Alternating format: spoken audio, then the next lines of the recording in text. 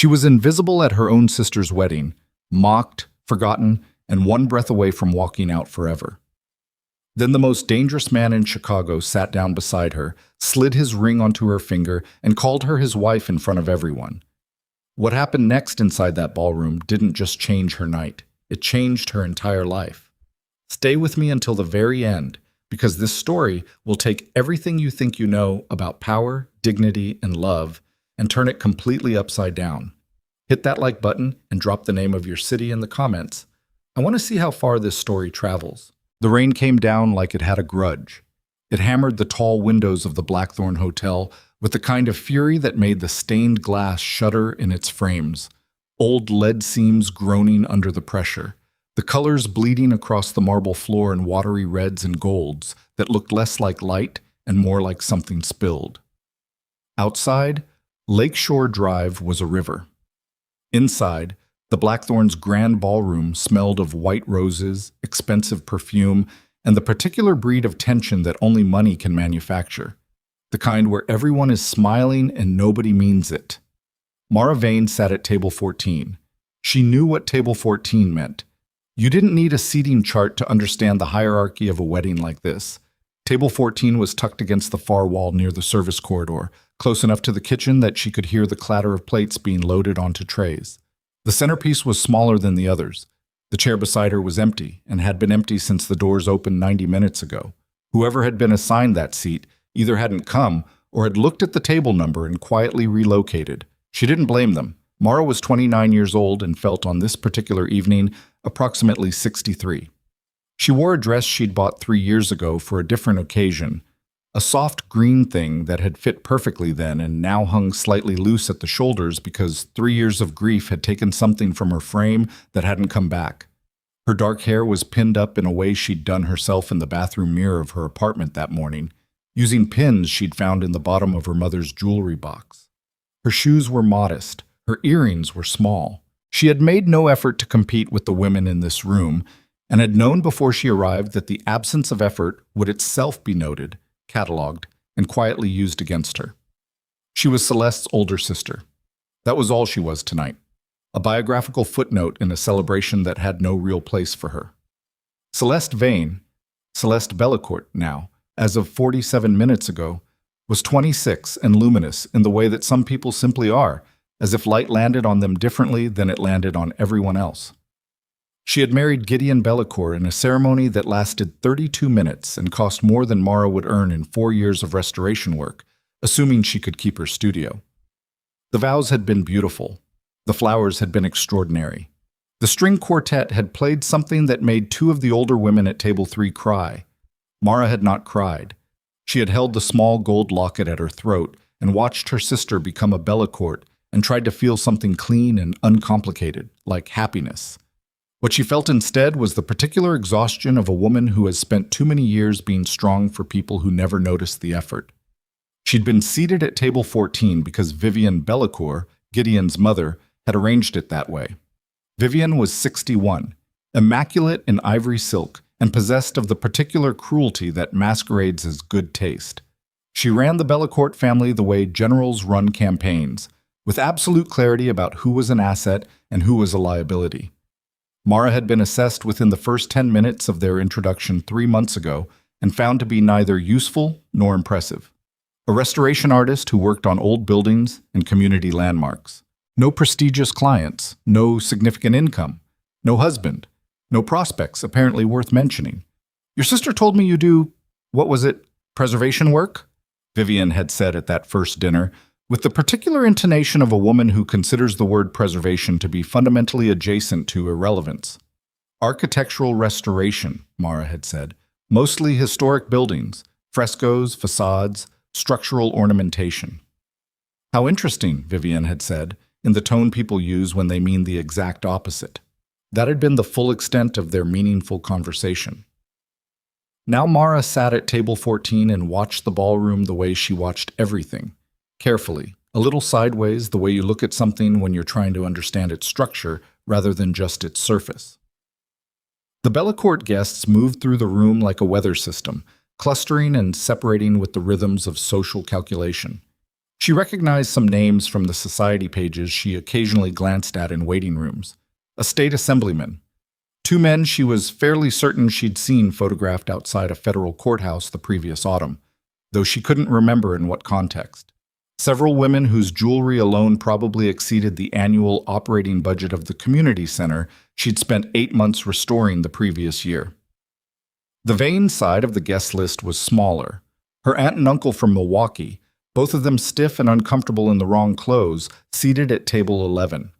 A handful of Celeste's friends from before the Bella Courts, and Mara, at table 14, beside an empty chair drinking water because the wine was a vintage she recognized as the kind people order to signal money rather than because it was actually good.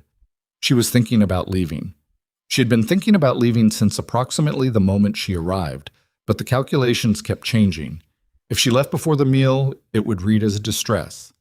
If she left during the meal, it would be rude and would give Vivian something to say. If she stayed through the toasts and slipped out quietly during the dancing, she might escape without becoming a story. That was the goal. Don't become a story. Don't give them anything. She had been managing this particular goal for most of her adult life. The empty chair beside her scraped against the marble floor. Mara assumed it was a server coming to clear the unused place setting. She didn't look up immediately. She was watching Celeste across the room, the way her sister laughed at something Gideon whispered to her, bright and unguarded, and trying to determine whether the happiness was real or whether Celeste had simply become very good at the performance. She hoped it was real. She genuinely, achingly hoped it was real. Then the chair's occupant sat down, and the entire temperature of table 14 changed. She looked up. He was not a server. The man who had taken the empty chair beside her was 34 years old, though he carried himself with the kind of settled, self-contained authority that usually takes decades longer to develop. He was tall, even seated, dressed in a suit that was dark and precisely fitted in the way that only bespoke tailoring achieves. Nothing pulling, nothing unnecessary, everything exactly where it was supposed to be. His hair was dark and cut short. His jaw was clean-shaved except for a shadow that had been approximately that length at 7 this morning and hadn't been addressed since. There was a thin scar beneath his jaw on the left side, maybe 2 inches long, pale against his darker skin. The kind of scar that comes from something with an edge rather than something accidental. His hands, when he placed them on the table, were still. Not relaxed still. Deliberate still. The stillness of a man who has trained himself never to betray anything through movement.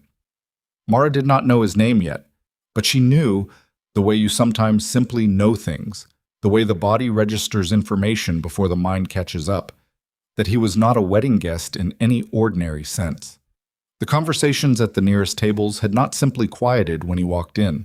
They had stopped, and then resumed again at a different register, lower and more careful. 2 of the men she'd clocked as possibly significant had turned their backs slightly when he crossed the room, the body language of people who want very badly to be seen as having not noticed something.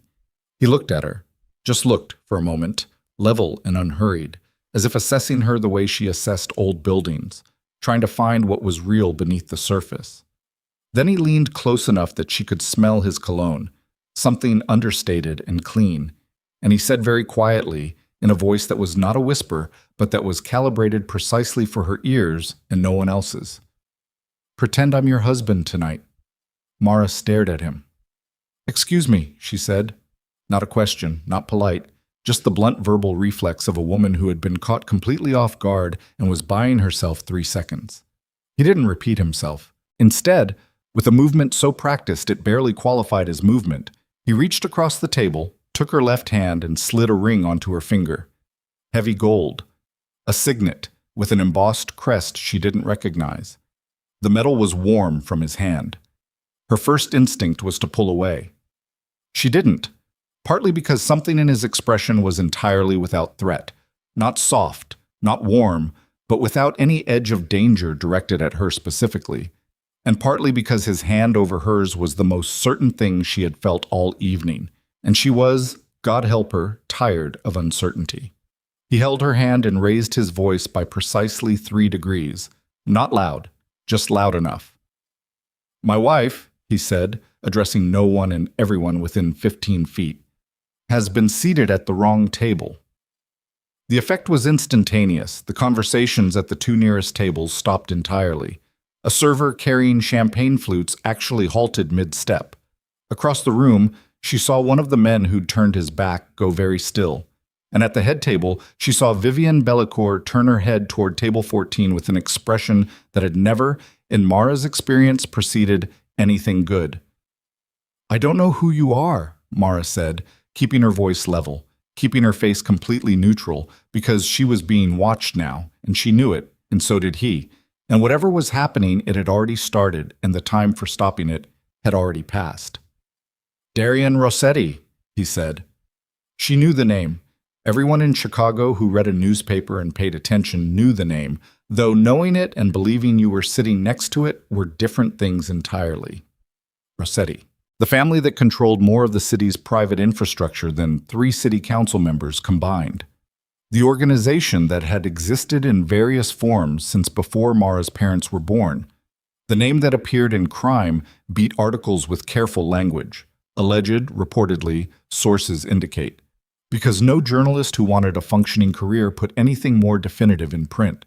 She looked at him again, more carefully this time.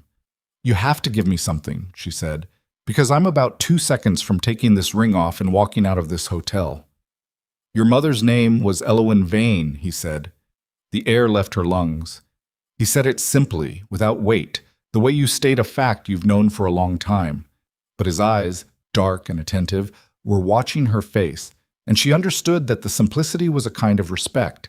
He was not performing this information. He was delivering it. "How do you know my mother?" she said. Not a question this time either. A demand. "She saved my life," he said, "when I was 11 years old and had no particular reason to expect it."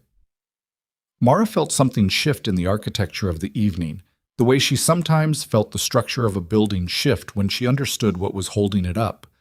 Not the walls you could see, but the bones beneath. The locket around her throat, the one Vivienne had tried to take from her not 3 hours ago, suddenly felt heavier than its actual weight. "I want to know everything," Mara said. "Then stay," Darian said, "and do what I asked." She looked out at the ballroom, at her sister laughing at the head table, at Vivienne Bellicourt watching them from across the room with an expression that was no longer simply cold, but calculating in a new way, recalibrating against some variable she hadn't accounted for.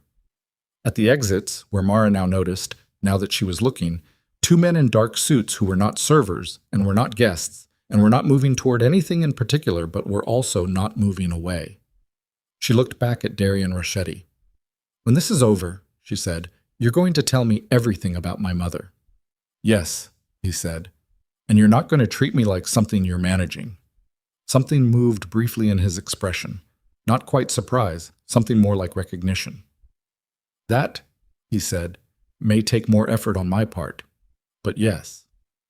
Mara looked down at the ring on her finger, heavy, warm, real.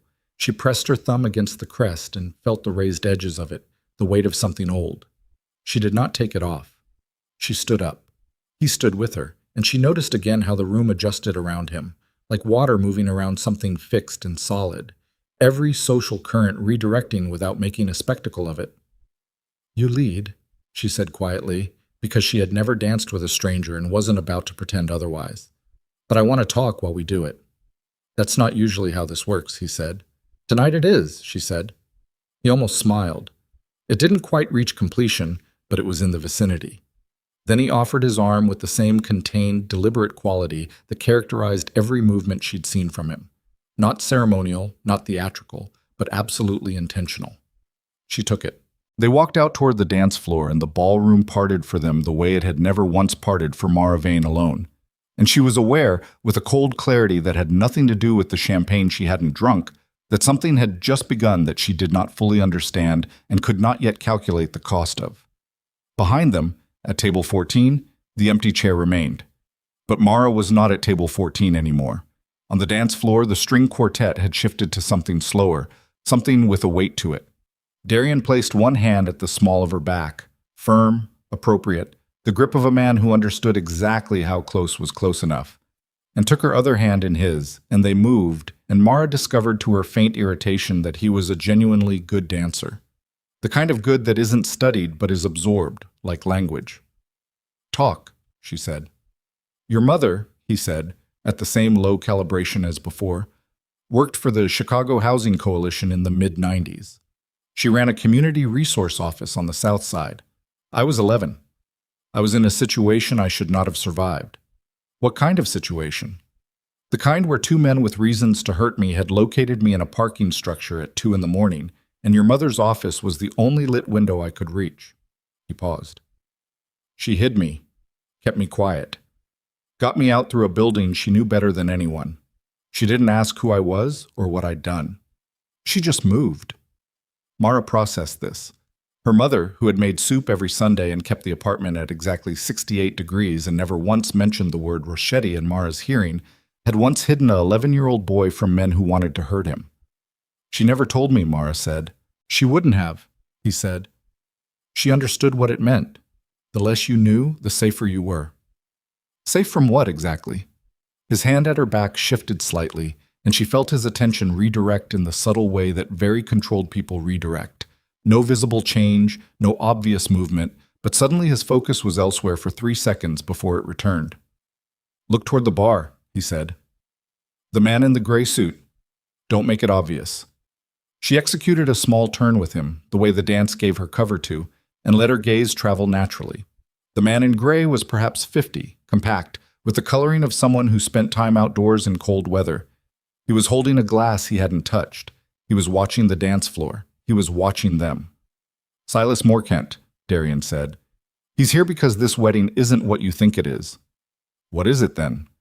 A handshake, he said, between the Bellecourt family and Morkant's organization. Gideon married your sister partly because the alliance needed to look legitimate. A family wedding is the kind of event where men who can't be seen together in public can be in the same room without explanation. Mara's stomach dropped, but her face stayed neutral. She had grown up careful. Neutral faces were something she could do. You're saying my sister's marriage is... Your sister knows nothing about it, he said. I'm fairly certain of that. Fairly certain, she said. I know your sister better than you might expect me to. She's not involved. The qualifier didn't comfort her. And the locket. The locket your mother left you, he said, contains a key, a physical key, smaller than you probably realize, hidden behind the portrait. It belongs to a vault in the substructure of this building.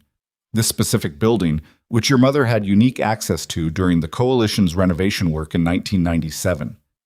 Inside that vault is documentation, financial records, correspondence, evidence of how Morkant built his operation, through stolen charitable funds, political arrangements, and 2 murders that were never attributed to anyone.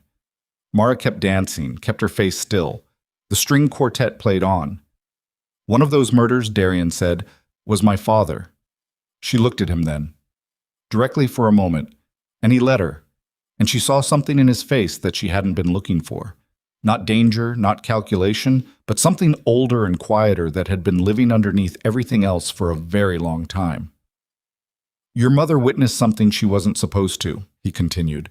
She preserved the evidence and hid it where she knew no one would think to look. In a building she'd restored herself, in a vault that predated the hotel by 30 years. She sent me a letter 8 months after I first met her, when I was 12. She told me that if anything ever happened, the locket would find its way to me. It didn't, Mara said. She left it to me. Yes, he said. Which means she trusted you to carry something you didn't know you were carrying. Mara thought about her mother. About the woman who had worked 7 days a week at a community resource office and then come home and made soup and helped Mara with her homework and held everything together with both hands until the diagnosis, and then kept holding it together with one hand while she could, and then made Mara promise to look after Celeste, and then died on a Tuesday morning in March 3 years ago with the locket still around her neck. Mara had been the one who fastened it back on after the hospital. She had put it on herself in the car on the way home from the funeral, and she had worn it every day since, and she had never once thought to look behind her mother's portrait. I want to be angry at her, Mara said. I can't. I can't. No, Darian said, very quietly, as if he understood that particular impossibility in a personal way. You usually can't. The music shifted, and she realized they had danced through 2 full pieces without noticing. The room around them had reorganized. She could feel the weight of observation, multiple people watching from various angles. And she understood, with the particular instinct she'd developed from years of being assessed and dismissed, that the observation had changed in quality. They weren't watching Table 14 anymore. They were watching Mrs. Rossetti. The thought was disorienting in several directions simultaneously. Then the moment broke. Vivienne Bellecourt was crossing the dance floor toward them. Not subtly. Vivienne did nothing subtly. She moved through the crowd the way wealthy women move when they've decided to address something, with the velocity of someone accustomed to getting there first. Mara felt Darian's hand at her back press fractionally firmer. A warning, or possibly support. She couldn't fully tell yet. "Mr. Rossetti," Vivienne said, reaching them, her smile the architectural equivalent of load-bearing structure, holding up the whole facade. "What a wonderful surprise to find you here tonight. Gideon didn't mention you'd be attending." "He didn't know," Darian said. Simply, without explanation. Vivienne's smile didn't waver, but her eyes moved to Mara with a recalculation that was almost audible. "And Mara," she said, "I see you've found your footing this evening." "I always had it," Mara said. The table assignment suggested otherwise. A beat, short enough to be deniable, long enough to be felt. Vivienne's gaze dropped to the ring on Mara's left hand, the Rossetti signet, heavy and unmistakable. When she looked back up, the smile had acquired a different quality, not less certain, but working harder. "I was going to speak with you later this evening," Vivienne said to Mara, "about your mother's locket, given that Celeste is family now." "The locket isn't available," Mara said. "I don't think you fully understand the significance." "Vivienne," Darian said at once, level, not loud, not rude, just final. "My wife has given you her answer." The words landed in the 3 feet of air between the four of them with an extraordinary weight. Mara watched Vivienne process it, watched the recalculation happen behind perfectly composed features, and felt something shift inside her own chest. Not gratitude exactly. Something with more spine than gratitude. The feeling of not being managed for the first time in a very long evening. Vivienne excused herself with perfect grace and moved back into the crowd, and Mara and Darian stood at the edge of the dance floor and watched her go. "She's going to Morcant," Darian said quietly. "I know," Mara said. "This evening is going to get more complicated." "I had a feeling," she said. "The men at the exits." "You noticed." "I notice things," she said. "It's my job. I look at what's holding things up." He was quiet for a moment. She could feel him reassessing something, the way she sometimes felt a building shift when she understood its actual structure. "You should probably know," he said, "that 2 of the exits are covered by Morcant's people. They aren't going to let certain things leave this building tonight. The records. The records. And the key." "And me," she said. He didn't answer immediately. The pause was long enough to be its own kind of answer. "Yes," he said. Mara looked down at the ring on her finger, at the ballroom full of people who had been treating her like an inconvenient footnote 2 hours ago and were now watching her with a very different set of calculations behind their eyes. At her sister across the room, bright and unknowing, laughing at something with the easy confidence of a woman who didn't know yet what her marriage had been built on top of. Then, from across the room, her phone vibrated in the small purse at her hip. She looked at it. One message. Unknown number. 4 words and a photograph. The photograph was Celeste. A room Mara didn't recognize, dimly lit, Celeste's face frightened in a way that Mara had never seen on her sister's face before, not in 26 years. The 4 words read, "The lights go out," and then the ballroom went dark. The darkness lasted exactly 4 seconds. Mara counted them without meaning to, the way the body counts things when the mind is too busy running through exits and probabilities, and the image of her sister's frightened face on a phone screen. 1, 2, 3, 4. Then the emergency lighting kicked in. Low, amber-tinted strips along the baseboards and above the bar. Enough to see by, but not enough to hide the fact that the ballroom had transformed in those 4 seconds from a wedding reception into something considerably less celebratory. The screaming started at second 3 and was mostly over by second 6. Not the sustained screaming of actual catastrophe, but the short, sharp burst of people who had been startled and were now embarrassed about it, converting their fear into nervous laughter and reaching for their spouse's arms. The string quartet had stopped. Somewhere near the kitchen corridor, a tray of glasses had gone down, and the sound of it, sudden, percussive, crystalline, cut through the murmur of the room like a slap. Darian had moved before the lights died.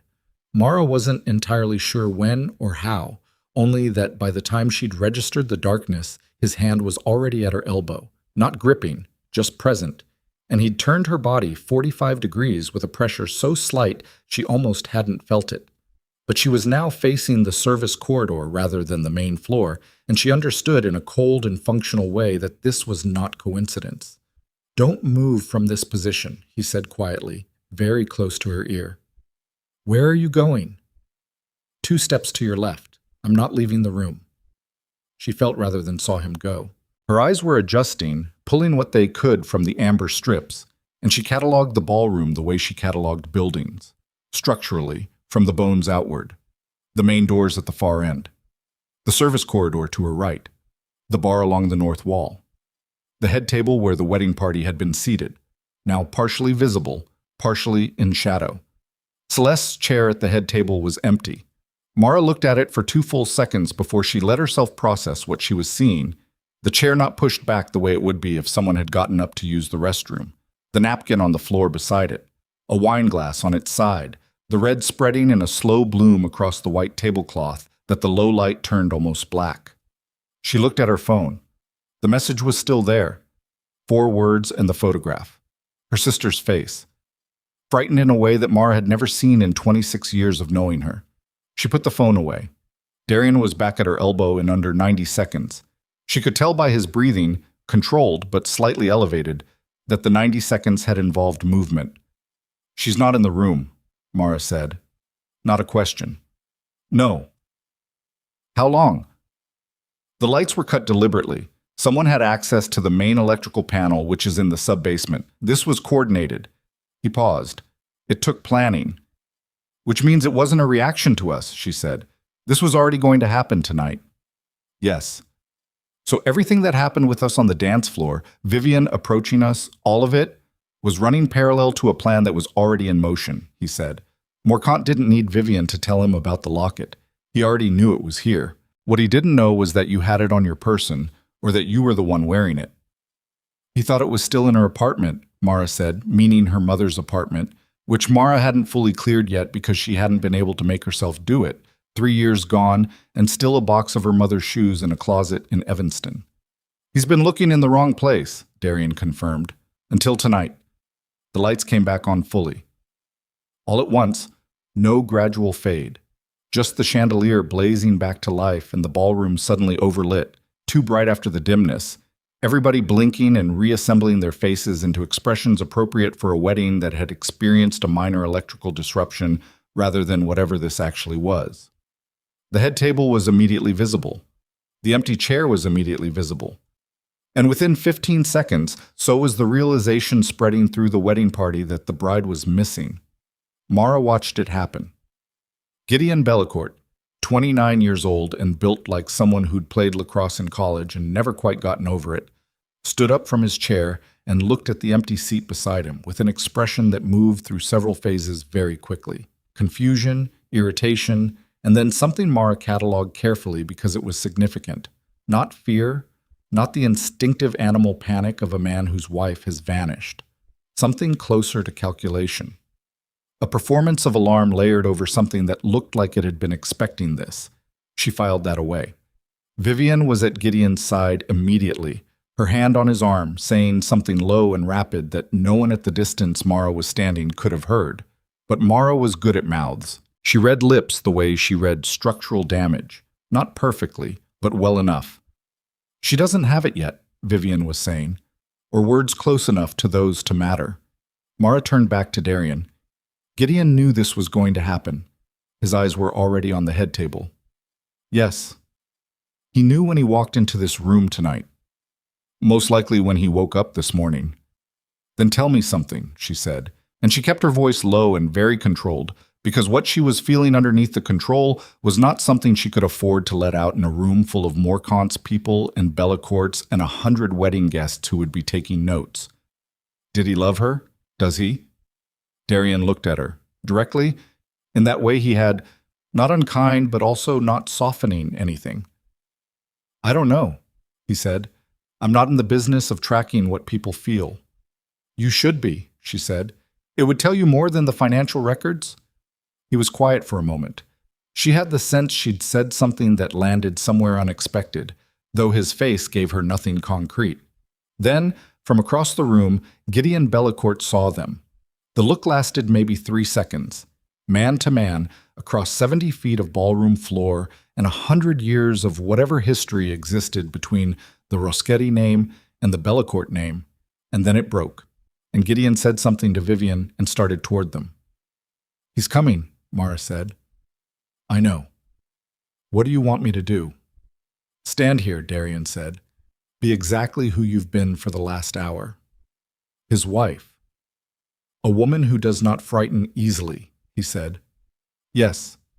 Gideon Bellacourt reached them at a pace that was trying very hard to appear casual and was not quite succeeding. Up close he was better looking than in photographs, which Mara had always found to be true of people who were genuinely dangerous, not physically dangerous, but the subtler kind, the ones who operated through charm and proximity and the slow erosion of what was real. Darian, Gideon said, and the fact that he used the first name told Mara everything about the power arrangement between them, because Gideon was the one making the choice to seem familiar rather than formal, which meant Darian was the one with the leverage and both of them knew it. I didn't realize you were attending. I often attend things I'm not expected to, Darian said pleasantly. Gideon's gaze dropped to Mara, to the ring on her finger. Something moved in his face. Surprise, or a good simulation of it. Mara, he said, with the slightly too warm tone of a man who had been ignoring her all evening and was now recalibrating. Are you... I'm sorry. Am I understanding this correctly? Probably not, Mara said. My wife has a dry sense of humor, Darian said. You'll get used to it. Gideon laughed. It was a good laugh, practiced, self-deprecating, designed to make the person he was talking to feel like they'd said something genuinely amusing. Mara had heard it at the 3 dinners they'd had before the wedding and had never once felt anything but faintly tired by it. I need to ask, Gideon said, dropping the laugh, dropping his voice, shifting mode so quickly it was almost impressive, whether you've spoken to anyone about certain things tonight. You'd need to be more specific, Darian said. You know what I'm talking about. I know several things. Which specific thing are you referring to? Gideon glanced at Mara. A flicker, quick, the kind of look that assessed whether she was in the loop or needed to be managed out of the conversation. Don't worry about her, Darian said. She knows considerably more than you might expect. Something shifted in Gideon's posture. The charm was still there, but it was no longer doing the heavy lifting. Underneath it, Mara could see the framework, the actual structure of the man, the bones of what he was, and they were not what she would have chosen for her sister. Celeste is missing, Gideon said. I noticed, Mara said. This is a misunderstanding, Gideon. She said his name the way Darian had said Vivian's. Once, final, not loud. My sister's chair is empty. There's wine on the tablecloth and her napkin is on the floor. A text message appeared on my phone telling me to bring the locket to a location in this building or she gets hurt. Tell me which part of that is a misunderstanding. The color in Gideon's face did something complicated. You received a message, he said. I did. From what number? Unknown, she said. As you'd expect. Gideon looked at Darian. A different look now. The charm stripped entirely, and what was underneath was something closer to desperation, which Mara found, in a cold way, more useful than his charm had ever been. This wasn't my arrangement, Gideon said. What's happening with Celeste? I didn't authorize it. You authorized your relationship with Morcant, Darian said. That's business. Your business is what put your wife in a room with someone's gun, Darian said. The pleasant tone was gone. What replaced it wasn't anger exactly. It was something more functional than anger, more chilled, the voice of a man stating a fact that would have consequences rather than expressing a feeling about it. Gideon's jaw worked. He was thinking through his options. Mara could see it, running the calculations the way she'd been running her own. What to say, what to admit, what was already out in the open, and what could still be managed. The alliance with Morcant, Gideon said, lower now. It was my father's arrangement. I inherited it. That doesn't mean I— Did you know about the locket? Mara said. The pause was a fraction too long. Mara, before you married my sister, she said, did you know about the locket? Was that part of the calculation? It wasn't like that.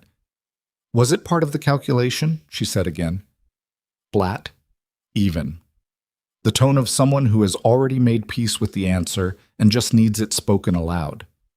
Gideon didn't answer, which was, of course, its own answer, and Mara received it in the place in her chest where she kept the things she already knew but hadn't wanted to confirm, and she filed it there, and she kept her face very still. She thought about Celeste in that photograph. Her sister's eyes, not just frightened but confused, the look of someone who genuinely doesn't understand what is happening to them, who had walked into her own wedding this morning believing in good faith that she was starting something real. Tell me where she is, Mara said. I don't know exactly. Gideon, tell me where she is. The chapel, he said, very quietly. Below the hotel. It's part of the original structure. There's a sub-basement level that predates the hotel by several decades. Morcant's men took her there. They wanted— He stopped, looked at Darian. They wanted leverage, in case the transfer tonight didn't go smoothly. The transfer, Darian said. Gideon's throat moved. The documentation. Morcant knows it exists. He's known for years. He thought he'd found it twice before, and both times it wasn't the real thing. Tonight was supposed to be the night. The families were both here, the environment was controlled, and if Mara produced the locket under social pressure— I was supposed to be a pressure point, Mara said. Vivian asking me for the locket in front of everyone, publicly. Yes? And when that didn't work because I said no, Morcant improvised. Gideon said nothing, which was, again, its own answer. Mara looked at the ring on her finger. She looked at it for a long moment. The heavy gold crest, the warmth it had retained from Darian's hand now replaced by her own body heat, so that it felt, for the first time, simply like something she was wearing, rather than something that had been placed on her. Then she looked at Gideon Bellecourt, and she said, very quietly, with the kind of clarity that comes not from rage, but from the other side of rage, from the place where you have burned through the feeling and arrived at the pure fact of what needs to happen next. You are going to help us get her out. Gideon blinked. I can't. You are going to help us get her out, she said again, because if you don't, every room in this hotel is going to know exactly what your family built this wedding on top of, and then every room in this city. And then I will take this locket, and I will find a federal agent, and I will hand them whatever is in that vault myself, without any negotiation, without any arrangement, and your family will not have a single minute of lead time. Darian, beside her, was very still. Gideon stared at her. Mara held the stare without effort, because she had been holding difficult stares for 3 years, and the practice had made it automatic. You don't know what Morcant does to people who— I know what he did to Darian's father, she said. I know what he did to my mother's peace of mind for the last 15 years of her life. I know what he's doing to my sister right now. So believe me when I tell you that I am not afraid of what Morcant does, Gideon. I am angry about it, and that is considerably worse. The silence between them held for 4 full seconds. Then Gideon said, The service tunnel access is through the kitchen. 3rd door on the left, past the cold storage. There's a staircase that goes down 2 levels. But you need to understand something. He stopped, swallowed. Morcant has 4 men down there, armed, and he's going to be there himself. This isn't a retrieval. This is a negotiation, or it's something much worse. I understand, Mara said. Do you? Gideon said, and for the first time there was something in his voice that wasn't charm or calculation or desperation, but something that might have been, in a limited way, genuine. Something that sounded like a man who was afraid not for himself, but for someone else. Because Celeste is, I know what it looked like. I know what you think. But she is not someone I wanted to put in that room. I need you to know that. Mara studied his face. She was good at structures. She was good at finding what was holding things up beneath the surface. It doesn't matter what you wanted, she said. It matters what you did. She turned away from him. Darian was already in motion, a quiet word to a man Mara hadn't noticed standing near the service corridor, one of those people who existed in Darian's orbit without announcing themselves. The man moved without acknowledgement, disappearing through a door beside the bar. "We have 4 minutes before Morcon expects contact from his people upstairs," Darian said quietly, close to her. "After that, he'll know something changed." "Then we have 4 minutes," she said. "Mara." He said her name, actually used it, for the first time, and it was different hearing it from him, heavier somehow, more deliberate. "You understand what going down there means?" "Yes." "Once we go through that door, the situation with the ring, the performance, all of it, it stops being relevant. What happens in that tunnel is not a pretense." She looked at him, at the scar under his jaw, at the stillness in his hands, at the thing behind his eyes that was not warmth exactly, but was not cold either. Something more complex than either, something that had lived for a long time in the space between control and feeling and had become its own country with its own climate. "It stopped being a pretense," she said, "about 20 minutes into the first dance." Something moved in his face, not quite the almost smile from earlier, something that went to a different depth. "The tunnel will be dark for the first 50 meters, he said. "Stay close." "I know how to move in the dark," she said. "Old buildings, remember? This is different from an old building." "I know," she said. "Old buildings don't shoot back." He looked at her for a half-second longer than was strictly necessary, and then he turned toward the service corridor, and she fell into step beside him, not behind him, and the kitchen doors swung shut behind them and the sound of the wedding, the murmur of voices, the nervous laughter, the distant string quartet resuming a valse as if nothing had happened, fell away like a coat being dropped. In the industrial quiet of the kitchen, with its stainless surfaces and its smell of roasted meat and the distant drip of water from a faucet. No one had turned off completely. Mara Vane pressed her thumb against the crest of the ring on her finger and felt the raised edge of it, and thought about her mother moving through a dark building with a child who would grow up to be this man, and did not let herself feel afraid. She would feel afraid later.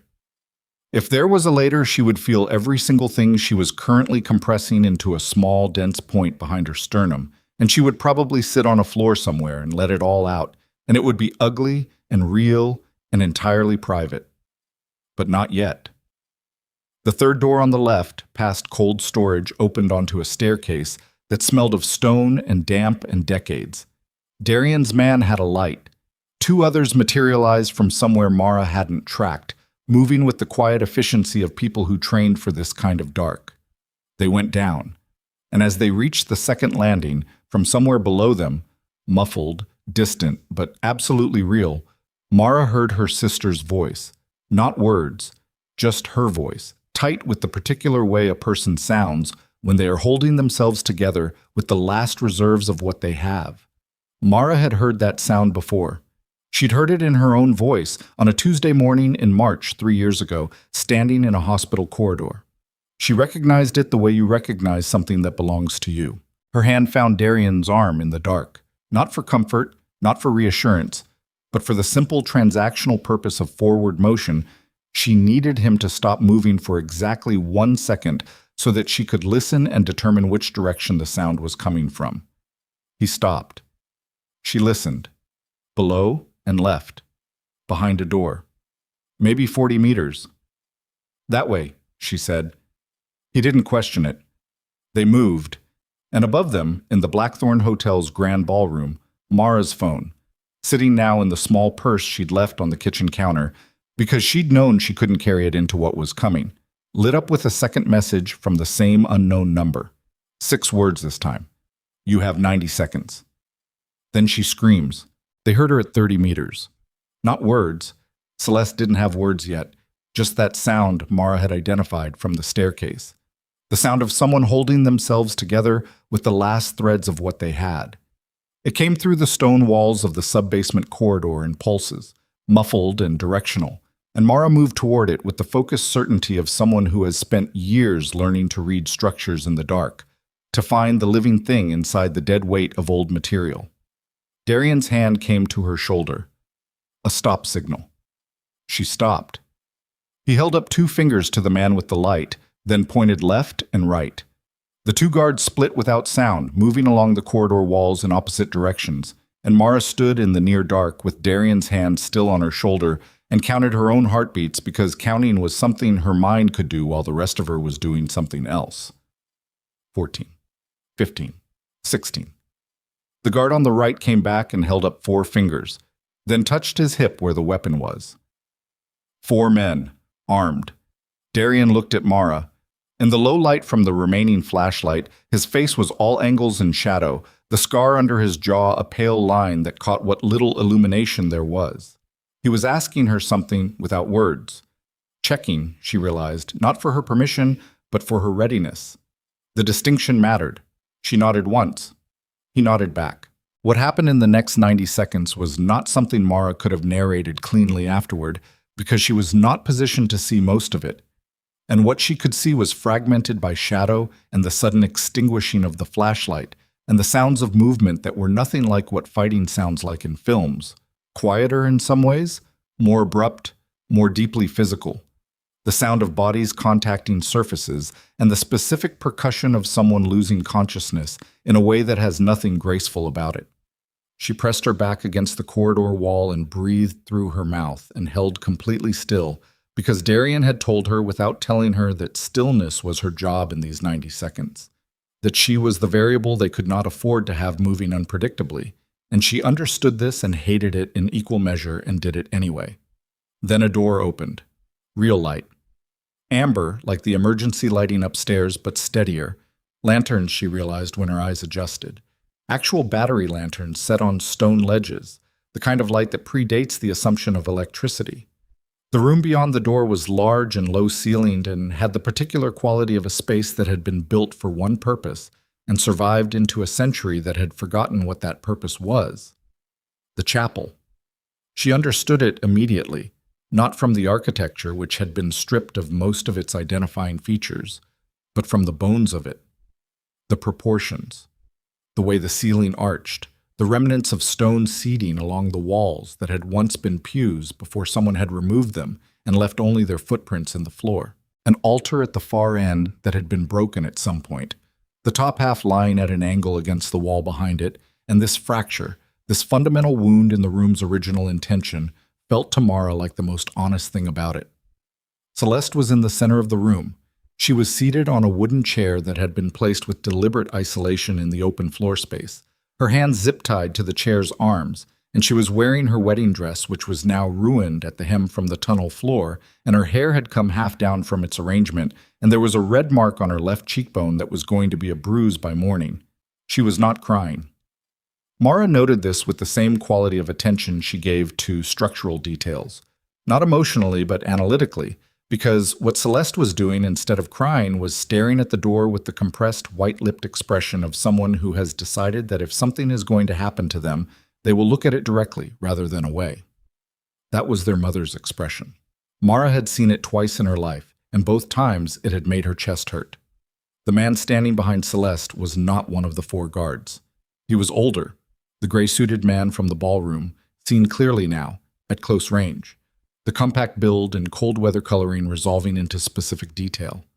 He had a handgun held at his side in the manner of someone who carries one habitually rather than ceremonially, the way other men carry phones. His face was arranged in an expression that was not quite calm and not quite anticipation, but something between the two, the expression of a man who has been waiting for something for a long time and has learned that impatience is a luxury he cannot afford. Silas Morcant looked at Darian Rossetti across the broken chapel with the particular quality of attention that exists between two people who have been in each other's orbit for decades without ever being in the same room voluntarily. Then he looked at Mara, at the locket around her throat, at the ring on her finger. "Elowen's daughter," he said. "Not a greeting. An identification, the way you name an item you've been searching for." Mara said nothing. "Sit down," Morcant said. He gestured toward a second wooden chair that had been positioned, she now saw, facing Celeste's, perhaps 6 feet apart. 2 chairs facing each other in an empty chapel. The staging of it was deliberate. Someone who understood that furniture arrangements communicate power. "She stays standing," Darian said. "She sits," Morcant said with the same pleasant final quality that Darian himself had used in the ballroom with Vivian, and Mara recognized it for what it was. The tone of someone for whom the statement of a preference is indistinguishable from an order, because they have never in recent memory been in a room where the difference mattered. Mara walked to the chair and sat down, not because she was complying, because she had decided in the 3 seconds between Morcant's instruction and her movement that sitting gave her information, proximity to Celeste, sightlines on the room's 2 other entry points she'd clocked when she entered, and a position from which she could rise quickly if the geometry required it. She sat because it was tactically correct, not because he had told her to, and she understood that Morcant would read it as submission, and she let him. Celeste's eyes found her immediately. Mara looked at her sister, really looked, the way you look at someone when you need them to receive a message through your face alone, and tried to communicate something in the vicinity of, "I am here, I see you, do not do anything yet." Whether Celeste received it, she couldn't be certain, but her sister's breathing slowed by a fraction. Morcant had moved to a position equidistant between the 2 chairs, still with the gun at his side, still with that quality of a man who is not performing patience, but has actually metabolized it into something that functions like calm. "I've been waiting 23 years for this room," Morcant said. "I don't mean this specific room. I mean this specific conversation with someone who has access to what your mother built." "My mother didn't build anything for you," Mara said. "No," he agreed pleasantly. "She built it against me, which is a kind of involvement." He tilted his head slightly. "She was extraordinary, your mother. I want you to know that I had genuine respect for what she did. The architecture of it, the patience required to preserve evidence in a location that wouldn't be found for decades, knowing she'd probably never live to see it used. That takes a particular quality of belief." "Don't," Mara said. "I'm not mocking her." "I know you're not," Mara said. "That's why I'm telling you to stop. You don't get to admire her. You don't have that right." Something shifted in Morcant's expression. A minute adjustment, like a mechanism resettling. Darian, standing at the edge of the room, was very still. Mara could feel him the way you feel a weight on a scale. Present, calibrated, waiting. "The locket," Morcant said. "What about it?" Mara said. "You know what about it." "You want the key," she said. "You think there's documentation in the hotel vault that connects you to things you've spent 20 years paying people to forget. You want to destroy it before it can be used. And you took my sister because you needed something I cared about more than my own safety." "Accurate," he said. "Efficient. You think like her." He paused. "The key and the location of the vault, and your sister walks out of this building tonight." "And us," Mara said. "Darian and me." A pause, fractionally too long. "And you," Morcant said. She heard it, the flatness of it. The way a liar's voice loses a specific quality of texture when it is producing something it knows to be false, not dramatic, not tells you'd see in a film, just a microscopic absence of conviction that you register in the same part of your nervous system that registers temperature changes. He was going to kill them. The vault documentation was the only thing preventing that, and he knew it. And he'd just told her he would release them knowing she knew it was not true, which meant he'd assessed her as someone who might comply anyway out of hope or desperation or the basic human inability to fully believe that the worst thing is actually going to happen. She looked at Celeste. Her sister was watching Morcant with that white-lipped expression, that directed stare, and Mara realized with a sudden clarity that Celeste had already heard that flatness too, that she had heard it and understood it and had been sitting in that chair with that knowledge for however long she'd been in this room. Her sister was smarter than the Bellicourts had ever given her credit for, smarter than Mara herself had sometimes given her credit for, in the way you underestimate people you love because you love the version of them you built when they were young. "I need to look at the locket," Mara said, "to confirm the key is where you think it is." Morcant watched her. "I don't open it for you," she said. "I'm not handing it across the room. I'm confirming it's what you need so that we're not wasting each other's time." He nodded.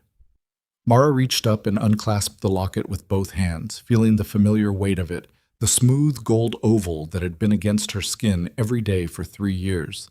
She held it in her palm and opened it with her thumbnail in the hinge gap, the way she'd done 100 times, and looked at the inside face, her mother's portrait on the left, a small watercolor oval of Elowen Vane at 30, painted by a street artist in Grant Park the summer before Mara was born. Her mother's face younger than Mara's current face and achingly familiar. And at the right side, which was a plain gold interior she'd looked at 100 times without truly looking. She pressed her thumbnail along the inner rim of the right face, gently, in the way she'd learned to press along the seams of old plasterwork, feeling for the give that indicated something underneath. It gave. The right interior panel was a false backing, paper thin, gilded to match. It folded outward along a seam so fine she hadn't seen it in 3 years of daily contact. Behind it, sunk into a recess in the locket's actual body, was a key, small, no longer than her thumbnail, with the squared-off rectangular profile of a safety deposit or vault key rather than a door key, the kind that has been made to fit a specific mechanism and no other. She felt the bottom drop out of something in her stomach. It was real. All of it was real. Her mother had carried this for years, through the illness, through the last months, through the Tuesday morning when she died, and had never said a single word. She closed the locket. "It's there," she said. Morcant's expression did something she hadn't seen from him yet, a brief, unguarded exhale, the release of tension that had been so long sustained it had become part of his resting state. 23 years of looking for this specific object, and it had been around the neck of a woman at a wedding he'd orchestrated access to, and now it was in her hand 6 feet away from him. "Good," he said. Then the second door in the chapel opened, not the door they'd come through, the door in the far wall, to the left of the broken altar, which Mara had catalogued when she sat down. A lower door, older, its frame set into the stone with iron fittings that predated the hotel by a century. It opened with the sound of something that had not been opened frequently enough to be easy. And Gideon Bellicourt walked through it. Mara stared at him. She had told him, in the ballroom, in the amber light, with Darian standing beside her, to help them. And he had given them the tunnel access and the location and the guard count, and she had believed, with the confidence of someone who has correctly read a person's genuine emotion beneath their performance, that his fear for Celeste was real. He crossed the room without looking at Celeste. That was the first thing. He stopped beside Morcant and turned to face Mara and Darian, and his expression was not the expression of a man who had been coerced or deceived or who was here under any kind of duress. It was composed, arranged. The charm was gone entirely, and what had replaced it was the bare infrastructure of a man who had made his decision well before tonight and had been performing indecision for an audience. Celeste made a sound. Not words, just a sound. Short and low, from somewhere beneath her sternum, the sound of a physical impact that has not actually landed on the body, but has arrived somewhere worse. "Gideon," Celeste said. Her voice was extraordinarily steady. "Look at me." He didn't look at her. "Gideon." Still steady, still that white-lipped quality. "Look at me." He looked. Mara watched her sister's face in the moment of that look, watched Celeste read his expression with the full clarity of a woman who has stopped hoping the reading will be wrong, and watched the last version of what Celeste had believed about her marriage close like a door. "You knew," Celeste said, "this morning. You knew when you said your vows." Gideon said nothing, which was, by this point in the evening, the most articulate thing he was capable of. "You married me for the locket," Celeste said. "Our whole—" She stopped, restarted. "Everything. All of it." "Not all of it," Gideon said, and Mara could hear, beneath the uselessness of the statement, that it was actually true, in the limited and terrible way that people are sometimes partially sincere within constructions that are fundamentally dishonest. It was not comfort. It was not exoneration. It was simply a fact that made the whole thing worse rather than better, because partial truth is its own specific category of damage. "Enough," Morcant said, not to Gideon and Celeste. To the room. He was looking at Mara. "The key," he said, "and the vault location." "You said we'd walk out," Mara said. "And you'll walk out," he said. "Both of you sisters. I have no quarrel with either of you." He did not include Darian in the offer and did not acknowledge the exclusion and did not need to, because everyone in the room had already done that arithmetic. "No," Darian said, from the wall where he'd been standing. Simple. Flat. Morcant looked at him. "You're not being offered a choice." "I understand that," Darian said. "I'm telling you no regardless, because in about 6 minutes, the men you posted at the top of the staircase are going to fail to check in, and the 4 men you had in this corridor are not available to wonder why. And the people who will start asking questions are not people you want asking them." Something moved through Morcant's face, a rapid internal recalculation. "You came down here without a full team," he said. "I came down here with what I needed," Darian said. 4 men, Morcant said, "for what's in this room." 4 men in 6 minutes, Darian said, and documentation that has already left this building. The chapel went absolutely still. Mara heard it before she understood it, heard the quality of Morcant's stillness change, the metabolized patience cracking at a seam that had been invisible until now. "Explain that," Morcant said. "Before we came downstairs," Darian said, "I made a phone call. The documentation in the vault of this hotel. I've known the vault's location since I was 12 years old. Your men have been guarding a building that contains what you want. I didn't need the key tonight, Silas. I needed the key years ago, and I've had it since Elowen sent it to me." The temperature of the room changed so completely and so rapidly that Mara felt it on her skin. "You're lying," Morcant said. "Check your phone," Darian said. "The journalists I sent the first package to would have received it about 4 minutes ago. The federal contact gets the second copy in approximately 8 minutes, regardless of what happens in this room. The third copy," he paused, "goes to every organization you've aligned yourself with in the last decade. Every family, every political arrangement, everyone who trusted you with something they didn't want exposed." Another pause. "They're all in the package." Morcant's gun was no longer at his side. It was leveled at Darian's chest. "You're bluffing," Morcant said, but Mara heard it, heard the texture of the word, its quality, and the texture was not certainty. It was the sound of a man saying something he needs to be true that he is no longer fully convinced is. "I've been waiting 23 years too," Darian said. "The difference is, I knew what I was waiting for." Gideon took a step backward, the first genuine unscripted movement he'd made since entering the room. Morcant's jaw was working. His gun hand was steady. The man had control even in this, the steadiness of decades of practice. But the calculation behind his eyes was moving at a speed that Mara could almost see, running through variables and outcomes, and the fundamental question of whether killing Darian Rossetti in the next 30 seconds helped or destroyed the next 60 seconds. And in the specific 3 seconds when Morcant's attention was entirely on Darian, locked on him, calculating him, running the probability of the bluff, Mara did the thing she had been preparing to do since she sat down in the chair. She stood up. She crossed the 6 feet between herself and Celeste in 3 steps. She had the zip tie on Celeste's left wrist open in 4 seconds. With the small folding knife, she'd taken off one of the incapacitated men in the corridor, while Darian's team was handling them, and had put in the pocket of her dress without telling anyone, because she had known, with the bone-deep structural certainty she brought to everything she assessed, that the moment in this room would come when she would need to move, and she would need to move alone. Celeste's right wrist was free in 6 seconds. Morcant turned. Mara put herself between him and her sister. Not heroically, not with any particular grace. She simply turned to face him with Celeste behind her, the locket in her closed fist and the knife still in her other hand, and she looked at Silas Morcan across 8 feet of broken chapel floor and said, in a voice that had no performance in it at all, nothing theatrical, nothing borrowed, "You shoot through me to get to either of them." The gun was pointed at her now. She had imagined this moment, in the abstract, as something that would feel overwhelming. The physical reality of a weapon directed at your body, the sudden acute awareness of your own mortality as a tangible and immediate thing rather than a philosophical concept. What she felt instead was something much simpler and much stranger. A kind of absolute clarity.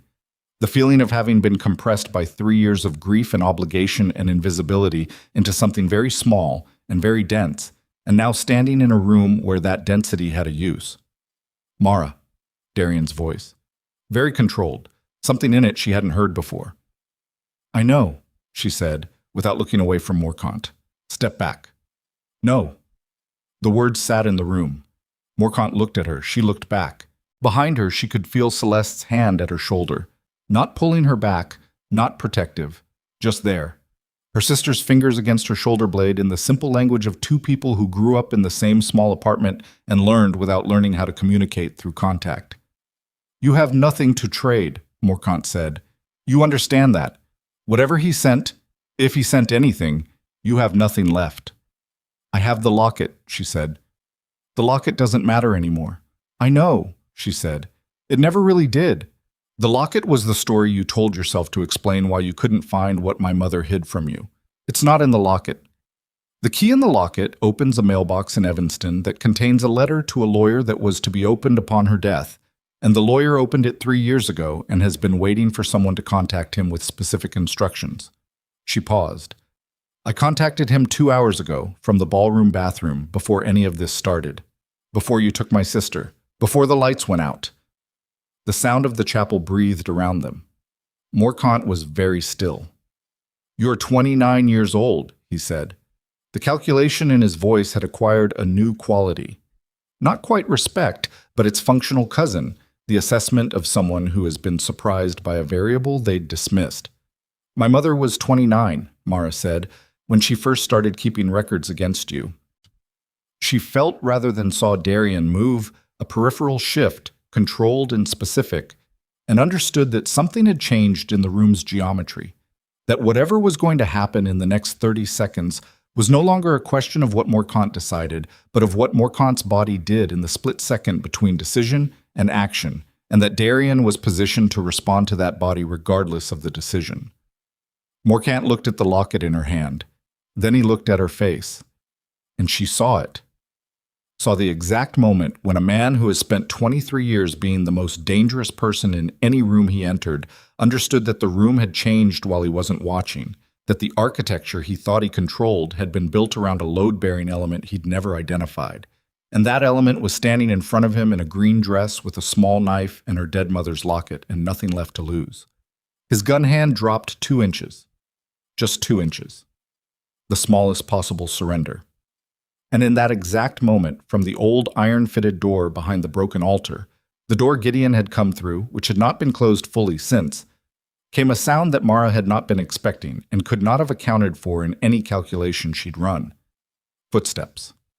Multiple. Moving fast.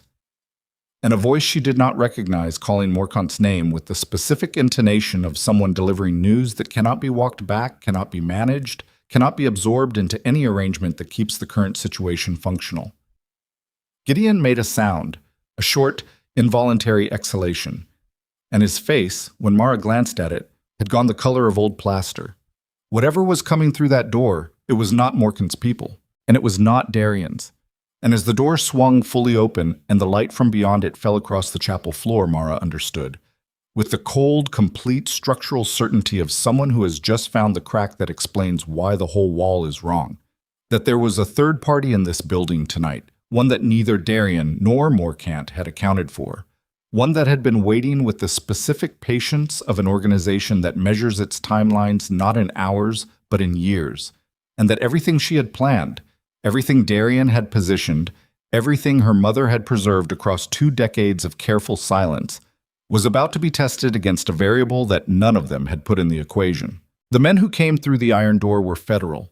Mara knew it before she saw the badges, knew it from the way they moved, the specific geometry of how they entered a room, the practice spread that covered angles rather than targets, the voices that carried authority without aggression because they were backed by something institutional rather than personal. 4 of them. Body armor under civilian jackets, weapons drawn but angled low. The posture of people who wanted compliance rather than confrontation if compliance was still available.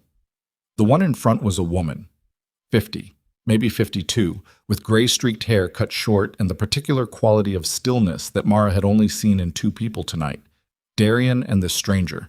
The stillness of someone who has been in enough rooms like this one to have stopped being surprised by them. She held up a badge with her left hand.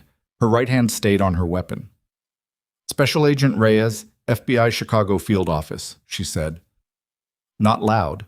Loud enough. Nobody moves. Nobody makes this harder than it has to be. The chapel absorbed this information in about 2 seconds of collective paralysis. Morcant moved first, not toward the agents, toward Mara. He covered the 8 feet between them in a movement that had no wasted motion in it. Not a lunge, not a run, something faster and more controlled than either, the movement of a man who has spent 50 years making his body do exactly what he tells it to do at exactly the speed he requires. And his hand closed around Mara's wrist, the hand with the locket in it, and the gun came back up, and this time it was at her temple, and the cold of the barrel against her skin was the most physical thing she had felt all night, more real than the ring, more real than the stone walls, more real than anything. Celeste made a sound behind her, sharp and cut off, as if she'd started to scream and strangled it. "Nobody moves," Morcant said. Mirroring Reyes's words back at her with the calm of a man who understands that he has just converted the room from a federal operation into a hostage situation, and that these are governed by different rules, and that he knows those rules as well as anyone in the room. Reyes stopped. Her team stopped. The weapon stayed low but did not lower further. Darian had not moved. Mara could see him in her peripheral vision. To her left, 10 feet away, his body completely still in the way it went still when it was making calculations rather than decisions, the distinction she'd learned to read over the course of one extraordinarily long evening. He was looking at her, not at Morcant, not at Reyes, at her. She looked back. The gun barrel was cold and specific against her temple, and she was aware of her own pulse in a way that was almost clinical. She could feel it everywhere, in her wrist where Morcant's hand was clamped, in her throat, in the backs of her knees. And she was also aware that fear was not the dominant thing she was feeling, which was strange, which was something she filed away to examine later if later happened. The dominant thing she was feeling was fury, not the hot kind, the cold, structural kind, the kind that doesn't shake. "Morcant," Reyes's voice, steady, pitched for de-escalation. "This is done. The documentation has already been transmitted. We have everything we need. Adding a federal kidnapping charge to what you're already looking at doesn't help you." "The documentation was destroyed 20 years ago," Morcant said. "We both know it wasn't," Reyes said. "We've had partial copies for 11 years. We've been waiting for the primary source. We have it now." A pause. "Who gave it to you?" Morcant said. Reyes said nothing. "Who gave you the vault location?" Morcant said, and his hand on Mara's wrist tightened fractionally, and she kept her breathing even and her body still because any movement she made right now was information she couldn't afford to give away. "It wasn't the girl. She's been in this building for 4 hours. You had time to get here. Someone contacted you before tonight." Reyes still said nothing, but Darian said, "I did." The chapel went quiet in a different way than it had gone quiet before. Not the silence of a room holding its breath, but the silence of a room in which a fundamental assumption has just been restructured. Morcant's hand on Mara's wrist did not tighten further, but she felt the change in it. A different quality of grip, the grip of someone whose body has just received information that requires reprocessing. 12 years ago, Darian said. His voice had the same quality it always had, level, calibrated, without unnecessary weight. He was not performing this. He was simply telling it. "I made an arrangement with the office, limited cooperation on specific matters, in exchange for time to build a case that would hold. You're federal, Morcant said. The word came out with a quality she'd never heard from him before. Not contempt, not disbelief. Something that sounded, underneath everything, like the particular devastation of a man who has been outmaneuvered so completely and so long ago that the defeat had been happening while he believed he was winning. I'm not federal, Darian said. I'm someone who made an agreement because the alternative was letting you operate for another decade while a case was built from nothing. A pause. My father's murder required more than my wanting it addressed. It required something a court could use. 12 years, Morcant said. 11 and a half, Darian said. Reyes has been patient.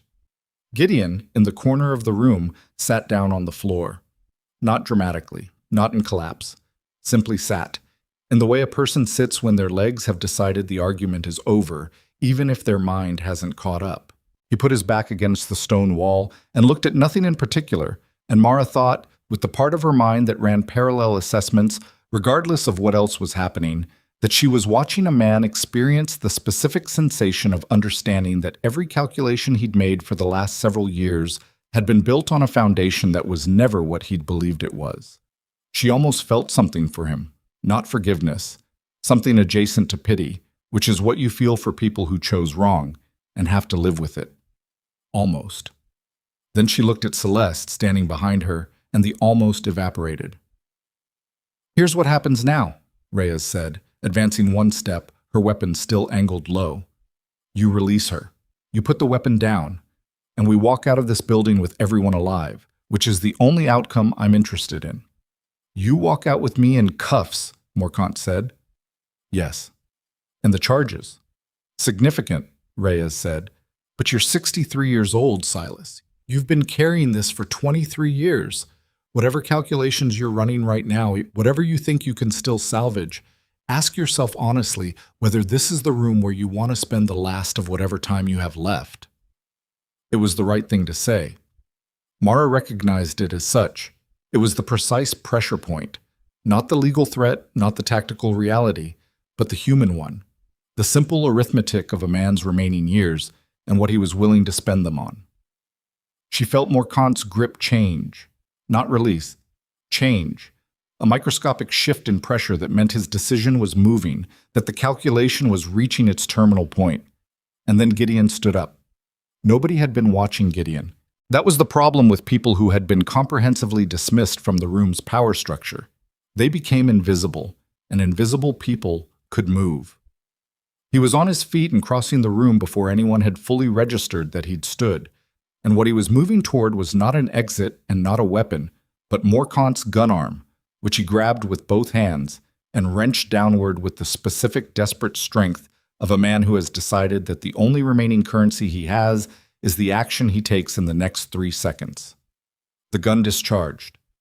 The sound in the stone chapel was enormous, not the contained directional sound of a gunshot in open air, but a physical pressure wave that bounced off every surface simultaneously and arrived at Mara's ears from 6 directions at once. She felt it in her chest, in her back teeth. Morcant's grip on her wrist broke. She moved. Not away. Toward Celeste, who was behind her, grabbing her sister's arm and pulling and turning and putting as much stone chapel between them and the center of the room as 3 steps would allow. She felt, rather than saw, the room explode into motion around her. Reyes's team moving, Darian moving, the specific controlled violence of people who train for rooms like this, coming into contact with a situation that had just gone kinetic. She got Celeste to the wall, put her own body against her sister's and the wall at Celeste's back and held that position because it was the right position and because her legs had decided this was where they were stopping. Celeste's hands were in her hair, gripping, hard, the way she'd grabbed Mara's hair when she was 6 years old and frightened by a thunderstorm, the specific tactile vocabulary of a younger sister who knows where her anchor is. I've got you, Mara said, into her hair. Her own voice sounded strange to her, rough, lower than usual, scraped. I've got you. Stay down. I'm down, Celeste said. She was. They both were, half crouched against the wall. Mara, I know. Is he? I don't know yet. The sounds in the room were changing, the initial burst of motion resolving into something more organized. Voices. Reyes's, controlled and commanding, and beneath it the sounds of compliance, the sounds of a situation coming under authority rather than escalating away from it. Then Darian's voice, close, not loud. Clear. Mara looked up. The chapel was full of people and none of them were pointing weapons at her. Reyes's agents had Morkant on the floor, face down, hands being secured, his composure finally fractured, the long-held patience broken into something that looked merely like an old man on a stone floor. Gideon was against the far wall with an agent beside him, not cuffed yet, but contained, his hands open at his sides in the posture of someone who has run out of moves and knows it. The gun that had discharged was on the floor 3 feet from Morkant. The shot had gone into the stone ceiling.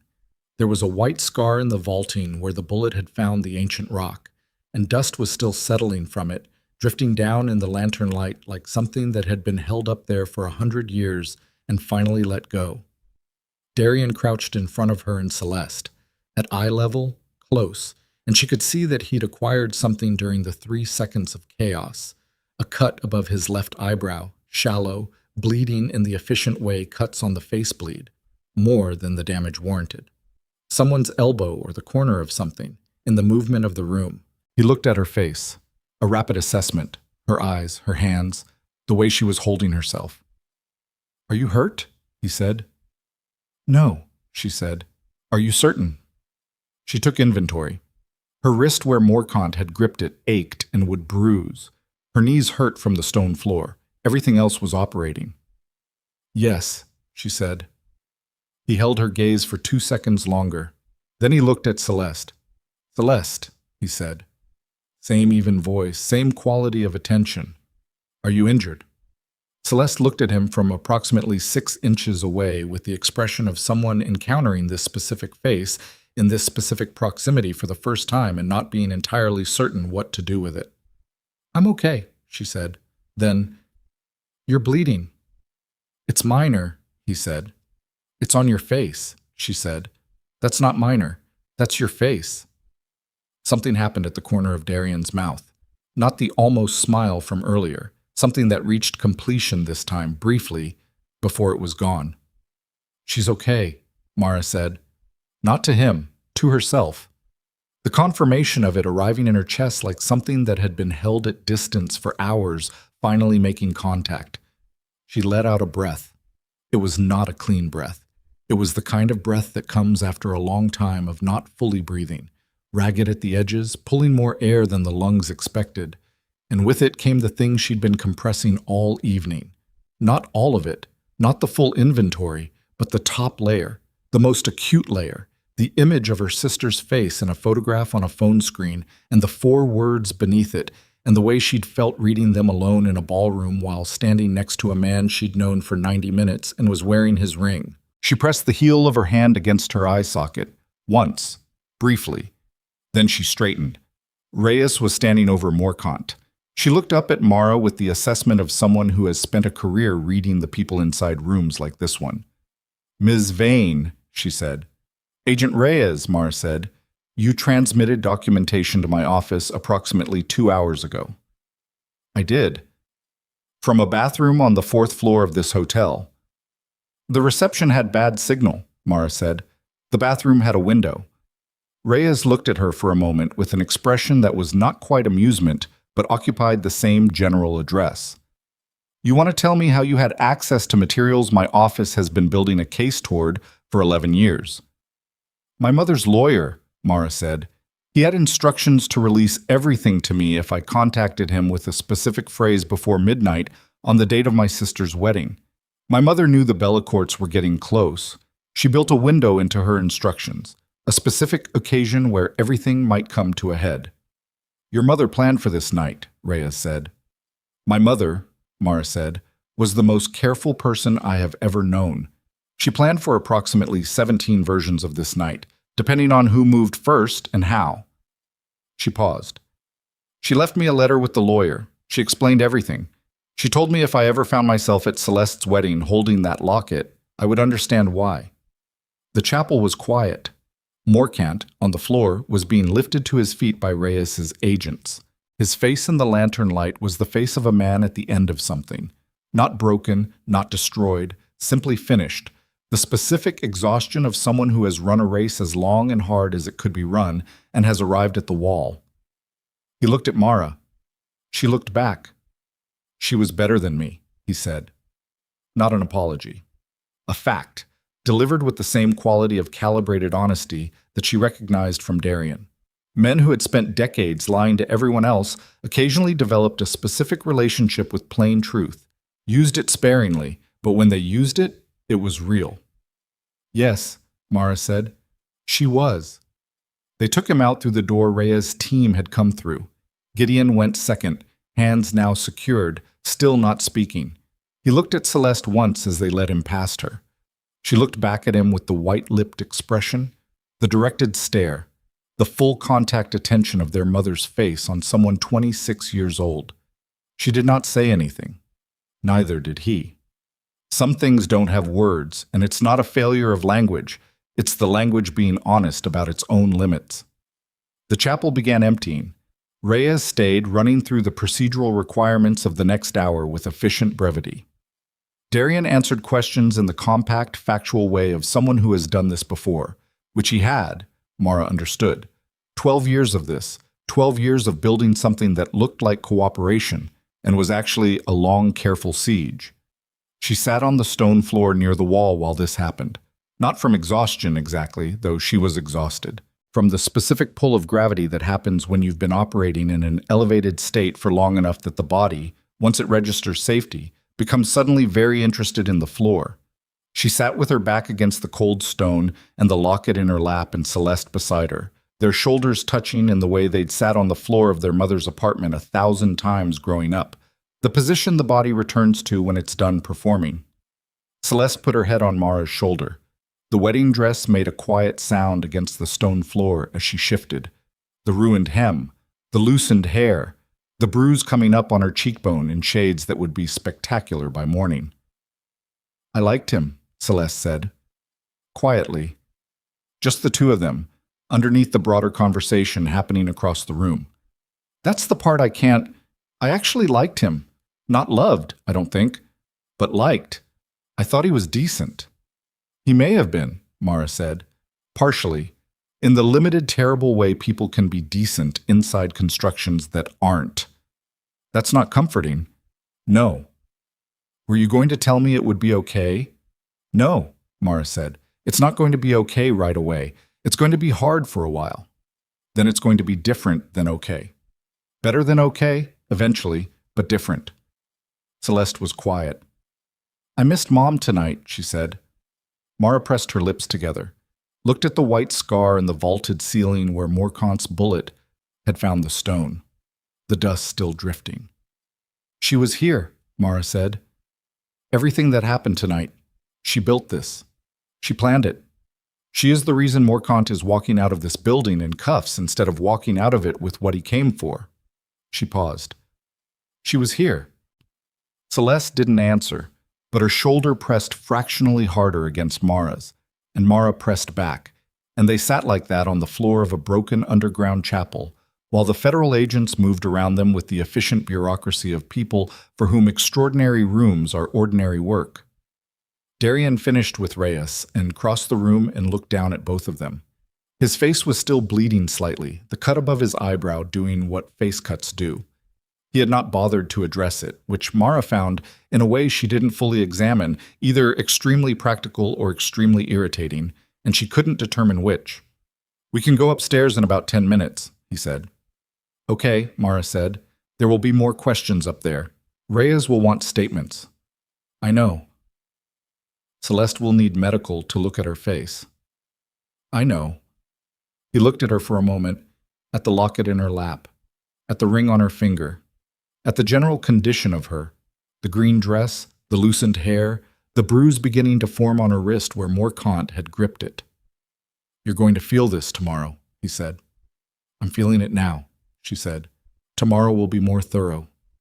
I know, she said. Sit down, Darian. You're bleeding on your face, and you're standing up about it like that's a normal approach. Something moved through his expression. He sat down. Not against the wall, He sat on the floor in front of her and Celeste, his back to the room, which was not the position of a man monitoring exits and variables and sightlines, which was all of the positions she'd seen him occupy all night.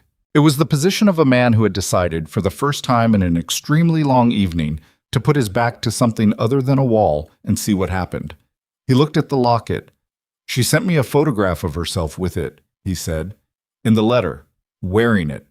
She wrote that she wanted me to know it was going somewhere that would take care of it."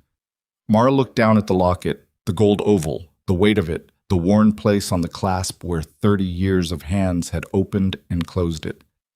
"She knew I'd find it eventually," he said. "She knew I'd find you. How could she know that?" "She knew Morcant would eventually locate the people he'd spent years looking for," he said. "She knew the Bellicourts were in his orbit. She built the instructions around the most likely scenario, Celeste's wedding as the flashpoint, the locket as the visible piece, you as the person holding it." He paused. "She trusted that if all those things were true, I would be in the same room, and that I would see you." Mara absorbed this. Her mother, at some point in the last months of her life, exhausted, diminished, the illness taking what it took, had sat down and written instructions for a night she wouldn't live to see, and had put her daughters inside those instructions with the faith that the architecture would hold. The faith that if she built it carefully enough, it would hold. "She was right," Mara said. "Yes," Darian said. "She usually was." They sat in the broken chapel with the federal agents moving around them, and the lanterns burning low, and the scar in the ceiling where a bullet had found stone rather than anyone who mattered. And the three of them occupied the floor with the comfortable and slightly stunned quality of people who have been through a thing together that cannot be adequately described to anyone who wasn't there. Then Celeste said, in an entirely different tone, the tone of a 26-year-old woman who has been through an extraordinary night and whose particular method of processing extraordinary things is apparently dry observation. "So my sister has been wearing a crime lord's ring for 3 hours, and I'm only just now having the conversation where I find out why." Darian looked at Celeste. Celeste looked back at him with the specific expression of someone conducting an assessment and not being particularly circumspect about it. "You're not what I expected," she said. "What did you expect?" he said. "I don't know," she said. "More. Or less. Something simpler." She looked at Mara. "He sat with you on the floor. That's not nothing." "Celeste," Mara said. "I'm just noting it," Celeste said. "For the record."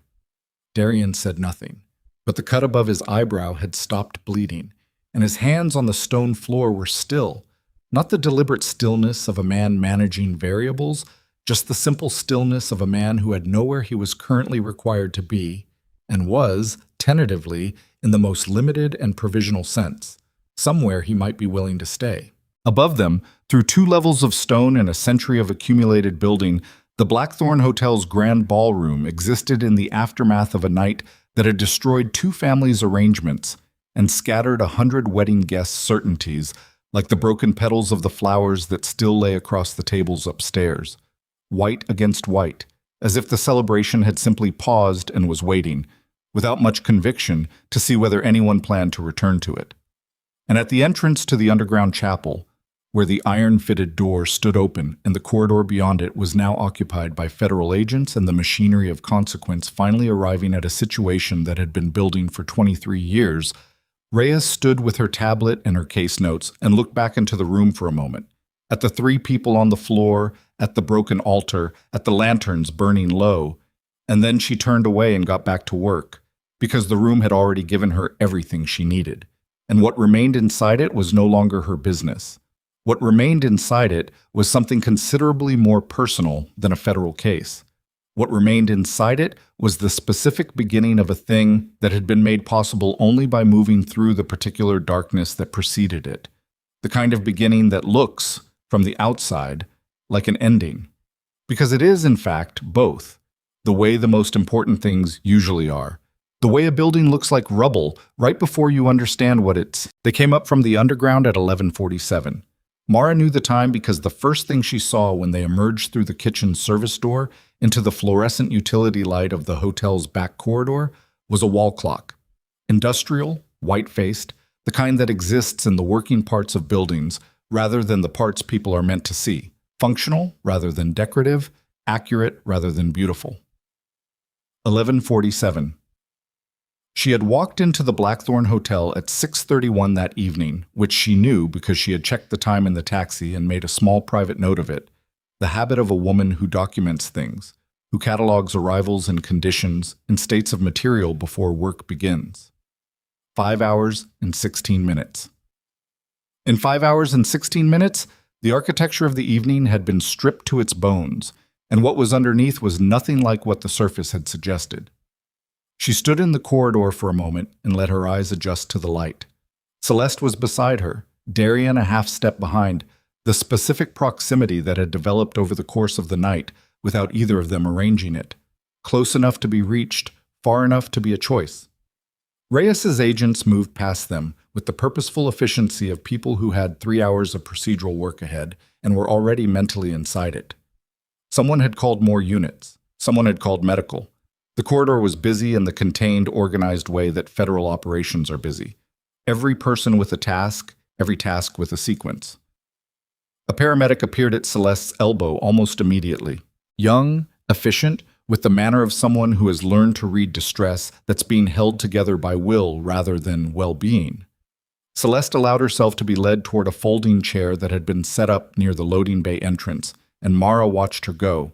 Watched her sister sit down and let someone look at her face and her wrists with the specific quality of exhausted surrender that happens when you've been running on adrenaline for hours and your body has finally sent notice that it is finished running. Another paramedic appeared at Mara's elbow. "I'm fine," she said. "Ma'am, it's protocol." "I know it's protocol," she said. "Give me 2 minutes." The paramedic, to his credit, gave her 2 minutes. She used them to stand still in the corridor and feel the full weight of the last 5 hours settle into her body, the way water settles into cracked stone, finding every fault line, every place where the structure had been stressed, filling them with the cold truth of how much the night had cost. Her wrist ached where Morcant had gripped it. Her knees had developed an opinion about stone floors that they hadn't had before midnight. The backs of her shoulders carried the particular tension of hours of controlled fear, muscles that had been prepared to move explosively and had spent most of the night not moving at all, which is its own kind of exhaustion, maybe worse. Darian stood beside her. He didn't speak. He didn't need to. The cut above his eyebrow had dried to a dark line against his skin, and someone had presumably told him to let medical look at it, and he had presumably said something in the vicinity of what she'd said, because no one was currently addressing his face. "You're going to need a stitch or two," she said. "On the eyebrow." "Probably," he said. "You should let someone look at it. You should let someone look at your wrist." She looked at her wrist. The bruising was visible now. A curved pattern in developing purple and green, the specific signature of fingers, 4 distinct pressure points and a thumb. "It's not broken," she said. "No," he said. "But it's going to look significant tomorrow." "Good," she said. "I want it to look significant. I want to look at it and remember what it cost him." Darian was quiet for a moment. "It's over," he said. Not to reassure her, just as a fact the way he stated most things, plainly, without decoration, in the expectation that plain facts were what she preferred. He'd learned that quickly. She didn't know what to do with the fact that he'd learned it quickly, so she filed it in the same place she was filing several other things about this evening that would require more space and more quiet than a hotel service corridor at 11:49 to properly examine. "Is it?" she said. "The legal part," he said, "which is most of it. And the other part." He looked at her. "That's a longer conversation." "I know," she said. "I'm not asking for it now." "When?" he said. She thought about it, about her apartment in Wicker Park with the boxes of her mother's things she hadn't been able to open for 3 years, and the studio with the restoration project on hold because the funding had fallen through, and the singular fact that she had come to this hotel tonight as the woman nobody remembered to seat properly, and was leaving it as something she didn't have a clean category for yet. "When things are less raw," she said, "when I can think about tonight without feeling like I'm still in the tunnel." He nodded. "Once." "How long?" he said. "I don't know," she said. I've never come out of a tunnel like this one before. Neither have I, he said, which was not a small thing coming from him, and she understood it as such. The paramedic reappeared. This time she let him. She sat on the folding chair and let him take her wrist and assess it and wrap it with the efficient tenderness of someone who treats injuries without needing to understand the stories behind them, which she found, in this moment, to be an extraordinary mercy. No questions, just the work of repair. Across the corridor, another agent was taking Celeste's initial statement. Her sister's voice was steady and specific, the same white-lipped quality that had held through the chapel, now converted into the ability to say what happened in the order it happened without needing to editorialize it. Mara watched her and thought about the 26-year-old woman who had walked down an aisle this morning believing in something that turned out not to be what it appeared, and who was nonetheless sitting in a folding chair in a hotel service corridor at midnight, giving a federal statement with the composure of someone twice her age. And she felt something complicated and enormous and entirely wordless that was probably the closest thing to maternal love you can feel for a person who is actually your sister. Celeste caught her looking, looked back, made a face that was exhausted and rueful, and somewhere beneath both of those things, still recognizably herself. The specific quality of Celeste vein that no Bellicourt arrangement had managed to touch. Mara exhaled. Reyes found her at 12:15 when the paramedic was gone, and Mara was sitting with her wrapped wrist in her lap and a cup of coffee someone had produced from somewhere. Terrible coffee. The kind made in a 40-cup urn for exactly this kind of situation. But hot, which was all she needed it to be. "I need your statement before you leave the building," Reyes said. "Full account of the evening, beginning to end." "I know," Mara said. "You understand that the documentation you transmitted is the legal property of my mother's estate," Mara said, "which transfers to me and Celeste. My mother's lawyer has confirmed this. The original materials are in the vault, which your people presumably have access to now." "We do," Reyes said. "Then we're in agreement about what happens next." Reyes looked at her with the expression she'd had in the chapel. The assessment, the reading of a room, applied now to a person. "Your mother was Elowen Vane," she said. "Yes." "She attempted to contact this office in 1999, Reyes said. "She was met with, the situation was handled poorly. The agent she dealt with didn't take it forward the way he should have. He retired in 2003. By the time anyone understood the significance of what she had gone quiet and the trail was cold." Mara absorbed this. Her mother had tried. In 1999, when Mara was 2 years old, her mother had gone to the FBI and had been turned away or overlooked or failed by whoever she'd spoken to, and had gone home to her apartment and her 2-year-old daughter and her work, and had decided to build something that didn't depend on anyone else doing the right thing. Had decided to build something that would hold regardless of whether any institution chose to use it. Something that would wait as long as it needed to wait and arrive at the right moment in the right hands. The hands of someone who needed no convincing and had nothing left to lose. "She built it herself," Mara said. "Yes," Reyes said. "She did." "And it worked." "Yes," Reyes said. "It worked." They sat with that for a moment. The hum of the building around them, the movement of agents, the distant sound of the ballroom above them being processed, guests being interviewed, the evening being documented, the beautiful and expensive wreckage of the Bellicourt wedding being converted into federal record. "She deserved better from this office," Reyes said. It was not an apology exactly. It was the acknowledgement that an apology was owed and was insufficient. "I want you to know that I'm aware of that." Mara looked at her. "It doesn't change anything." "No," Reyes said. "But I wanted to say it anyway." "Okay," Mara said. "I heard it." The statement took 90 minutes. Mara gave it in a small office off the hotel manager's suite that had been commandeered for exactly this purpose, sitting across from a junior agent with a recording device and a careful face, and she told the evening from beginning to end in the order it had happened. And she was specific, and she was accurate, and she left out nothing that mattered, because her mother had spent 23 years building a case that was now in the right hands, and the least Mara could do for it was make sure the record was complete. She mentioned the ring when she reached the moment on the dance floor. The agent's pen paused. The ring that Mr. Rossetti placed on your finger, he said. You still have it. Mara looked down at her left hand. The signet ring, heavy gold, the crest she'd felt in the dark tunnel with her thumb. She did still have it. She hadn't thought about it since the chapel. Through the tunnel and the gun and the federal agents and the paramedic and the coffee and Reyes's acknowledgement, the ring had simply been on her finger, which was where it had been for approximately 5.5 hours. And at some point between the dance floor and now it had stopped feeling like something placed there and started feeling like something that had been there longer. Yes, she said to the agent, I still have it. Do you? I'll address it separately, she said. The agent wrote something and moved on, and Mara did not look at the ring again for the rest of the statement, though she was aware of it the way you're aware of something that has changed in a familiar room.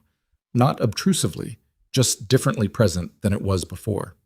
She was done by 2 a.m. Celeste was done by 2:15. They found each other in the corridor outside the manager's suite and stood for a moment in the specific physical language of two people who have been through something and are now on the other side of it, and don't yet know what the other side looks like in daylight. Celeste's bruise had developed fully. It was extraordinary in scope and color, covering most of her left cheekbone in shades that ran from deep purple at the center through green and yellow at the edges, the body's honest accounting of impact. She would have it for 2 weeks. She would see it in mirrors for 2 weeks.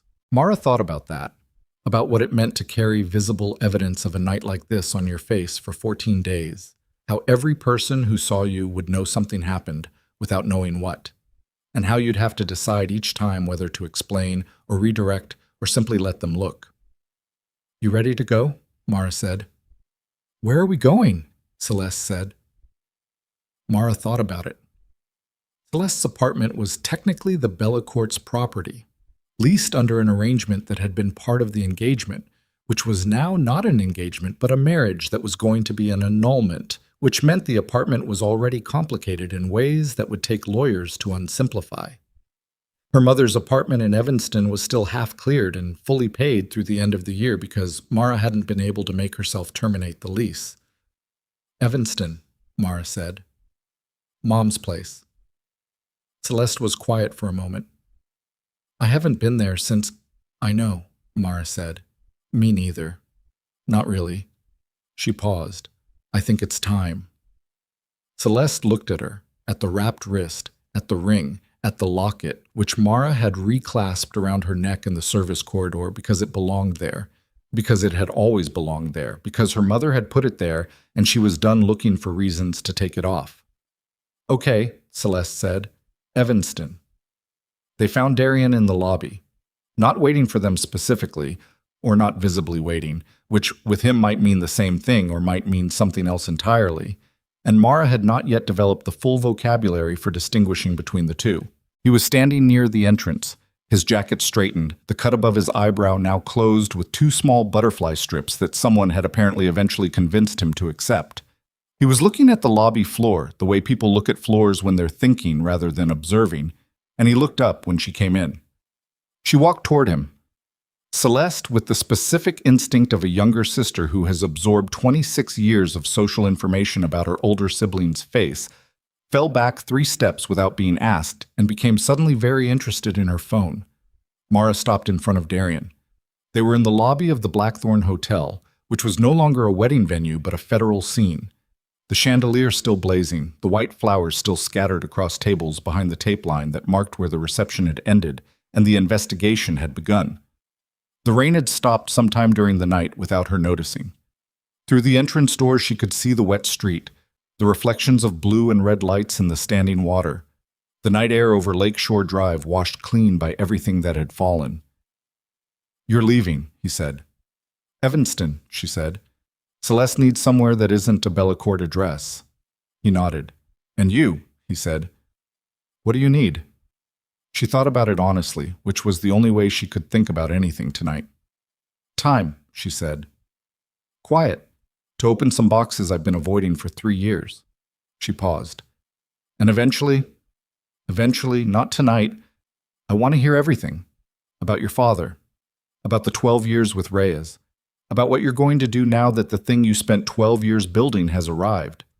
That's a long conversation, he said. I told you I wasn't asking for it tonight. I know, he said. I'm saying it because I want you to know that I intend to have it. With you specifically, not as a briefing, not as an explanation offered in a corridor at 2 in the morning. His voice had shifted slightly. Still even, still controlled, but carrying something beneath the control that she recognized because she'd heard it once before. In the chapel when he'd said, "Neither have I." The specific sound of Darian Rossetti being precise about something personal. A conversation, when you're ready for it. She looked at him.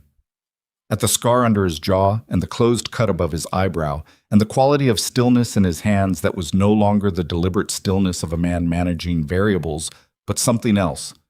Something that had come through the other side of an extraordinarily long night and arrived at a different register. She looked down at the ring on her finger.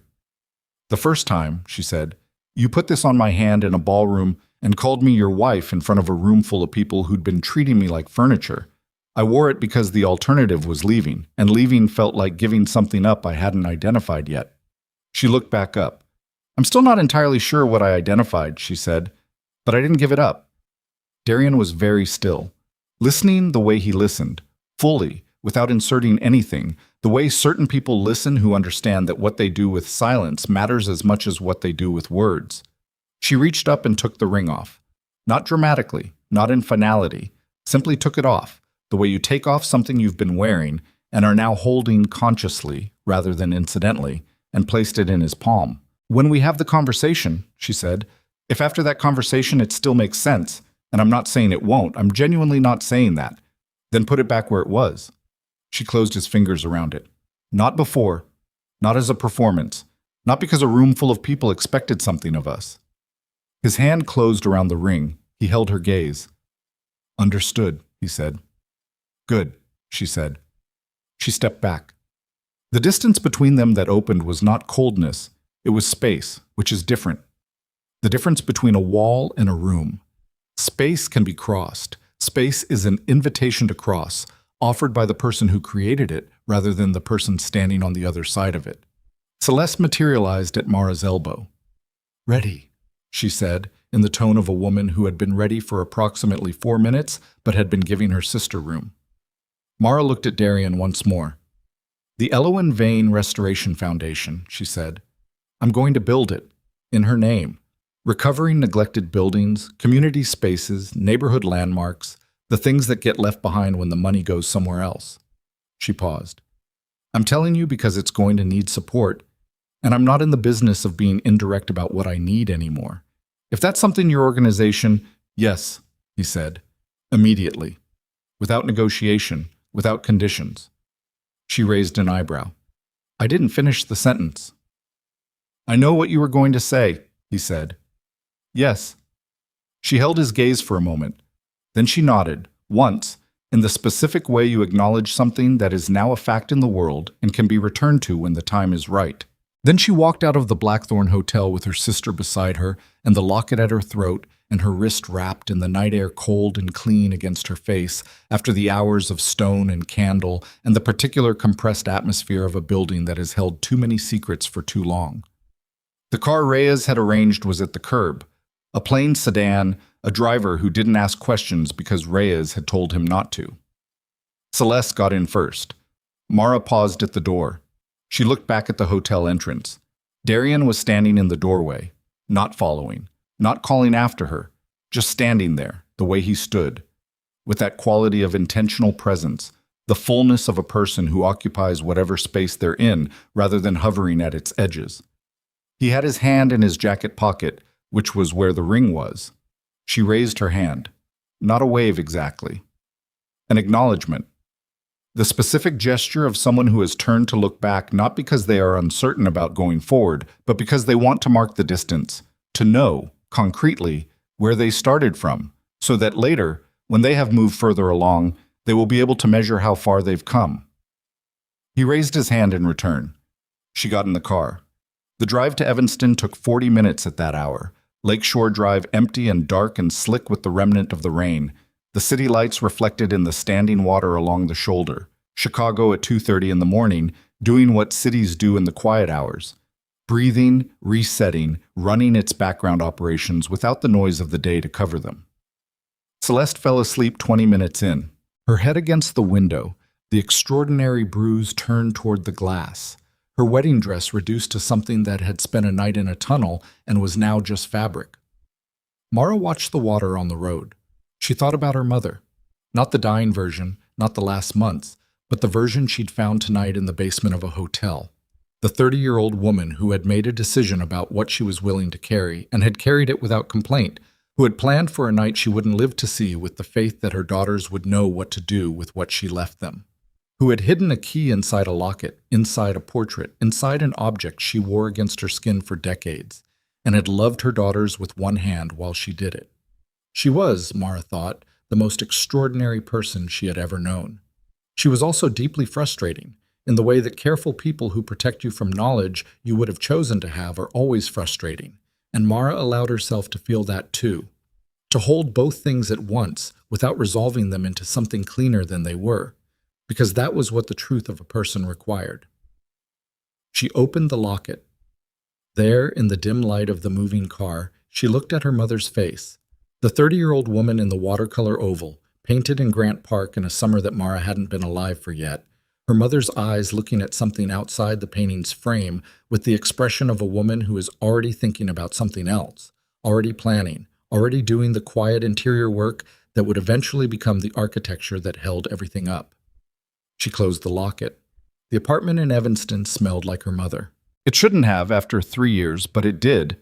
The particular combination of the wood of the bookshelves and something floral and old paper, and the ghost of every meal ever cooked there, the accumulated sensory record of a life lived in specific rooms for a long time.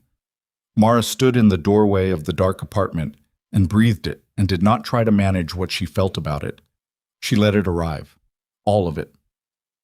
Celeste came in behind her and turned on the kitchen light and stood very still in the yellow warmth of it, the familiar light of the apartment they'd grown up in, looking at the shelves and the table and the chair in the corner that their mother had always sat in. And then she sat down on the kitchen floor and finally cried. The real kind.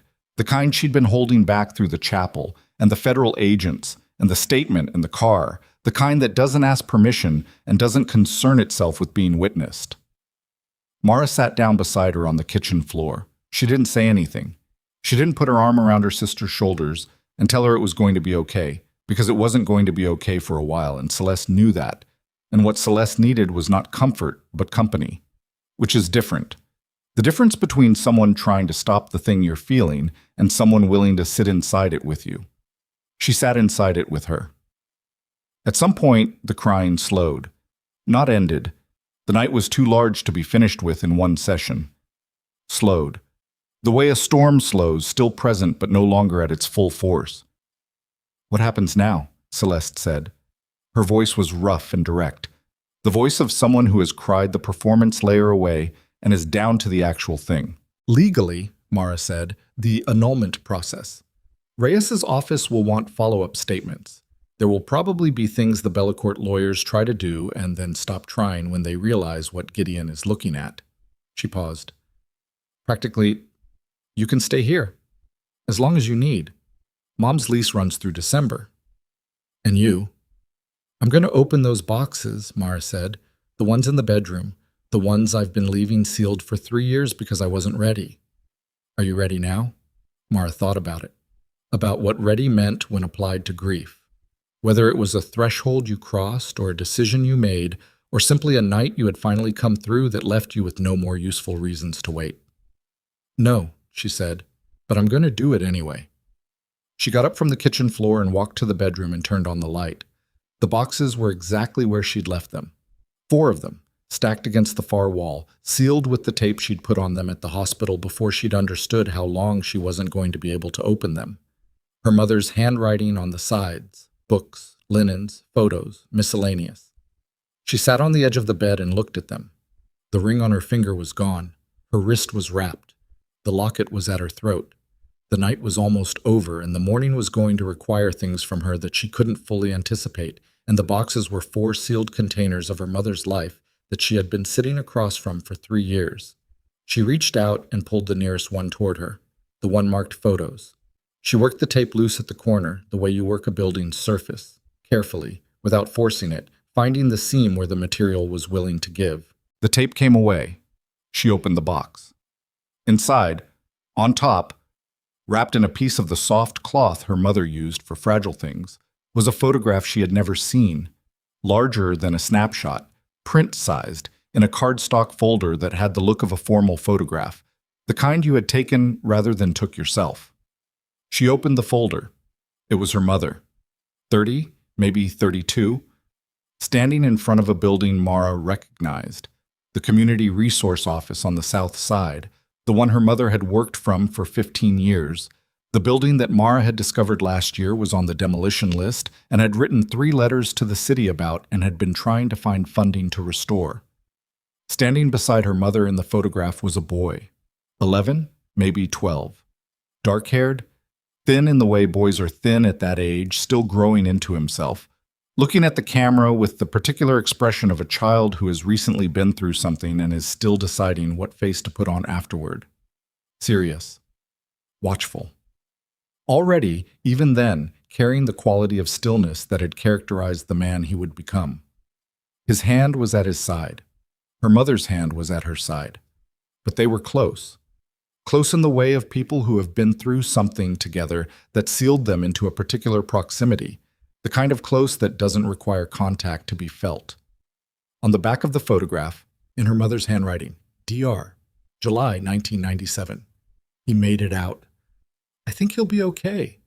I think he's going to be more than okay. Mara sat on her dead mother's bed in a dark apartment in Evanston at 3:15 in the morning and held the photograph of a 12-year-old boy in her hands and felt the full, entire crushing weight of how long this had all been true. How long the threads of this night had been laid down, how many years her mother had spent holding something that connected to something else, that connected to this specific evening in the Blackthorn Hotel, and the specific man who had sat down beside her at the worst table in the ballroom and changed the temperature of the whole room. She didn't cry, not yet. She was too quiet for crying right now, too far inside something to make noise about it. She just sat with the photograph and the locket and the wrapped wrist and the empty finger and the boxes not yet opened around her, and she let the night come fully to rest. Outside, Chicago moved into its early morning. The wet streets dried slowly under the street lamps. The lake lay flat and dark beyond the shore. The storm finished, the water returning to itself after the disturbance, carrying nothing on its surface that hadn't been there before the rain began.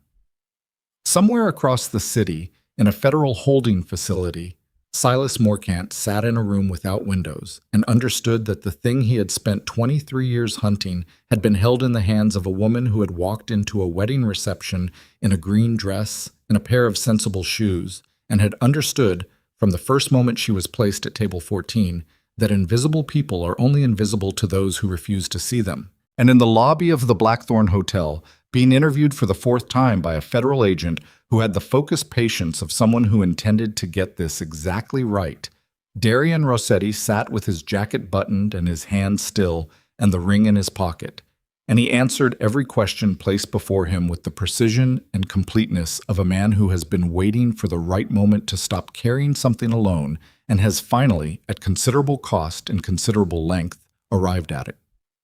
The morning would come. The legal machinery would begin its slow, exact work. Reyes would build the case that would put Morcant away for what remained of his life and dismantle the architecture he'd built across 3 decades, and the Bellacourts would spend several expensive years discovering what it cost to have been part of it. Celeste would grieve what she'd believed and then stop grieving it and then build something from the material of what she'd actually survived, which is what the women in her family did with difficult material. And Mara Vane would open the boxes. All 4 of them, one by one, over the course of that first morning and the days that followed. The books and the linens and the photographs and the miscellaneous accumulation of a careful woman's life. She would find things she expected and things she didn't. She would build the foundation in her mother's name and fight the city for the resource center building and eventually win, because she was very good at finding what was worth saving and very patient about the work of saving it. And in the photograph on her mother's bed, a 12-year-old boy looked at a camera in July 1997, with the serious, watchful face of someone who had made it out and was already, even then, deciding what he intended to do about it. Mara set the photograph on the bedside table where she would see it in the morning. Then she lay down on her mother's bed in her green dress and her wrapped wrist and her grandmother's locket, and she closed her eyes, and the apartment breathed around her the way a lived-in place breathes, with the specific warmth of accumulated years and the quiet confidence of walls that have held longer than any single night. And she slept.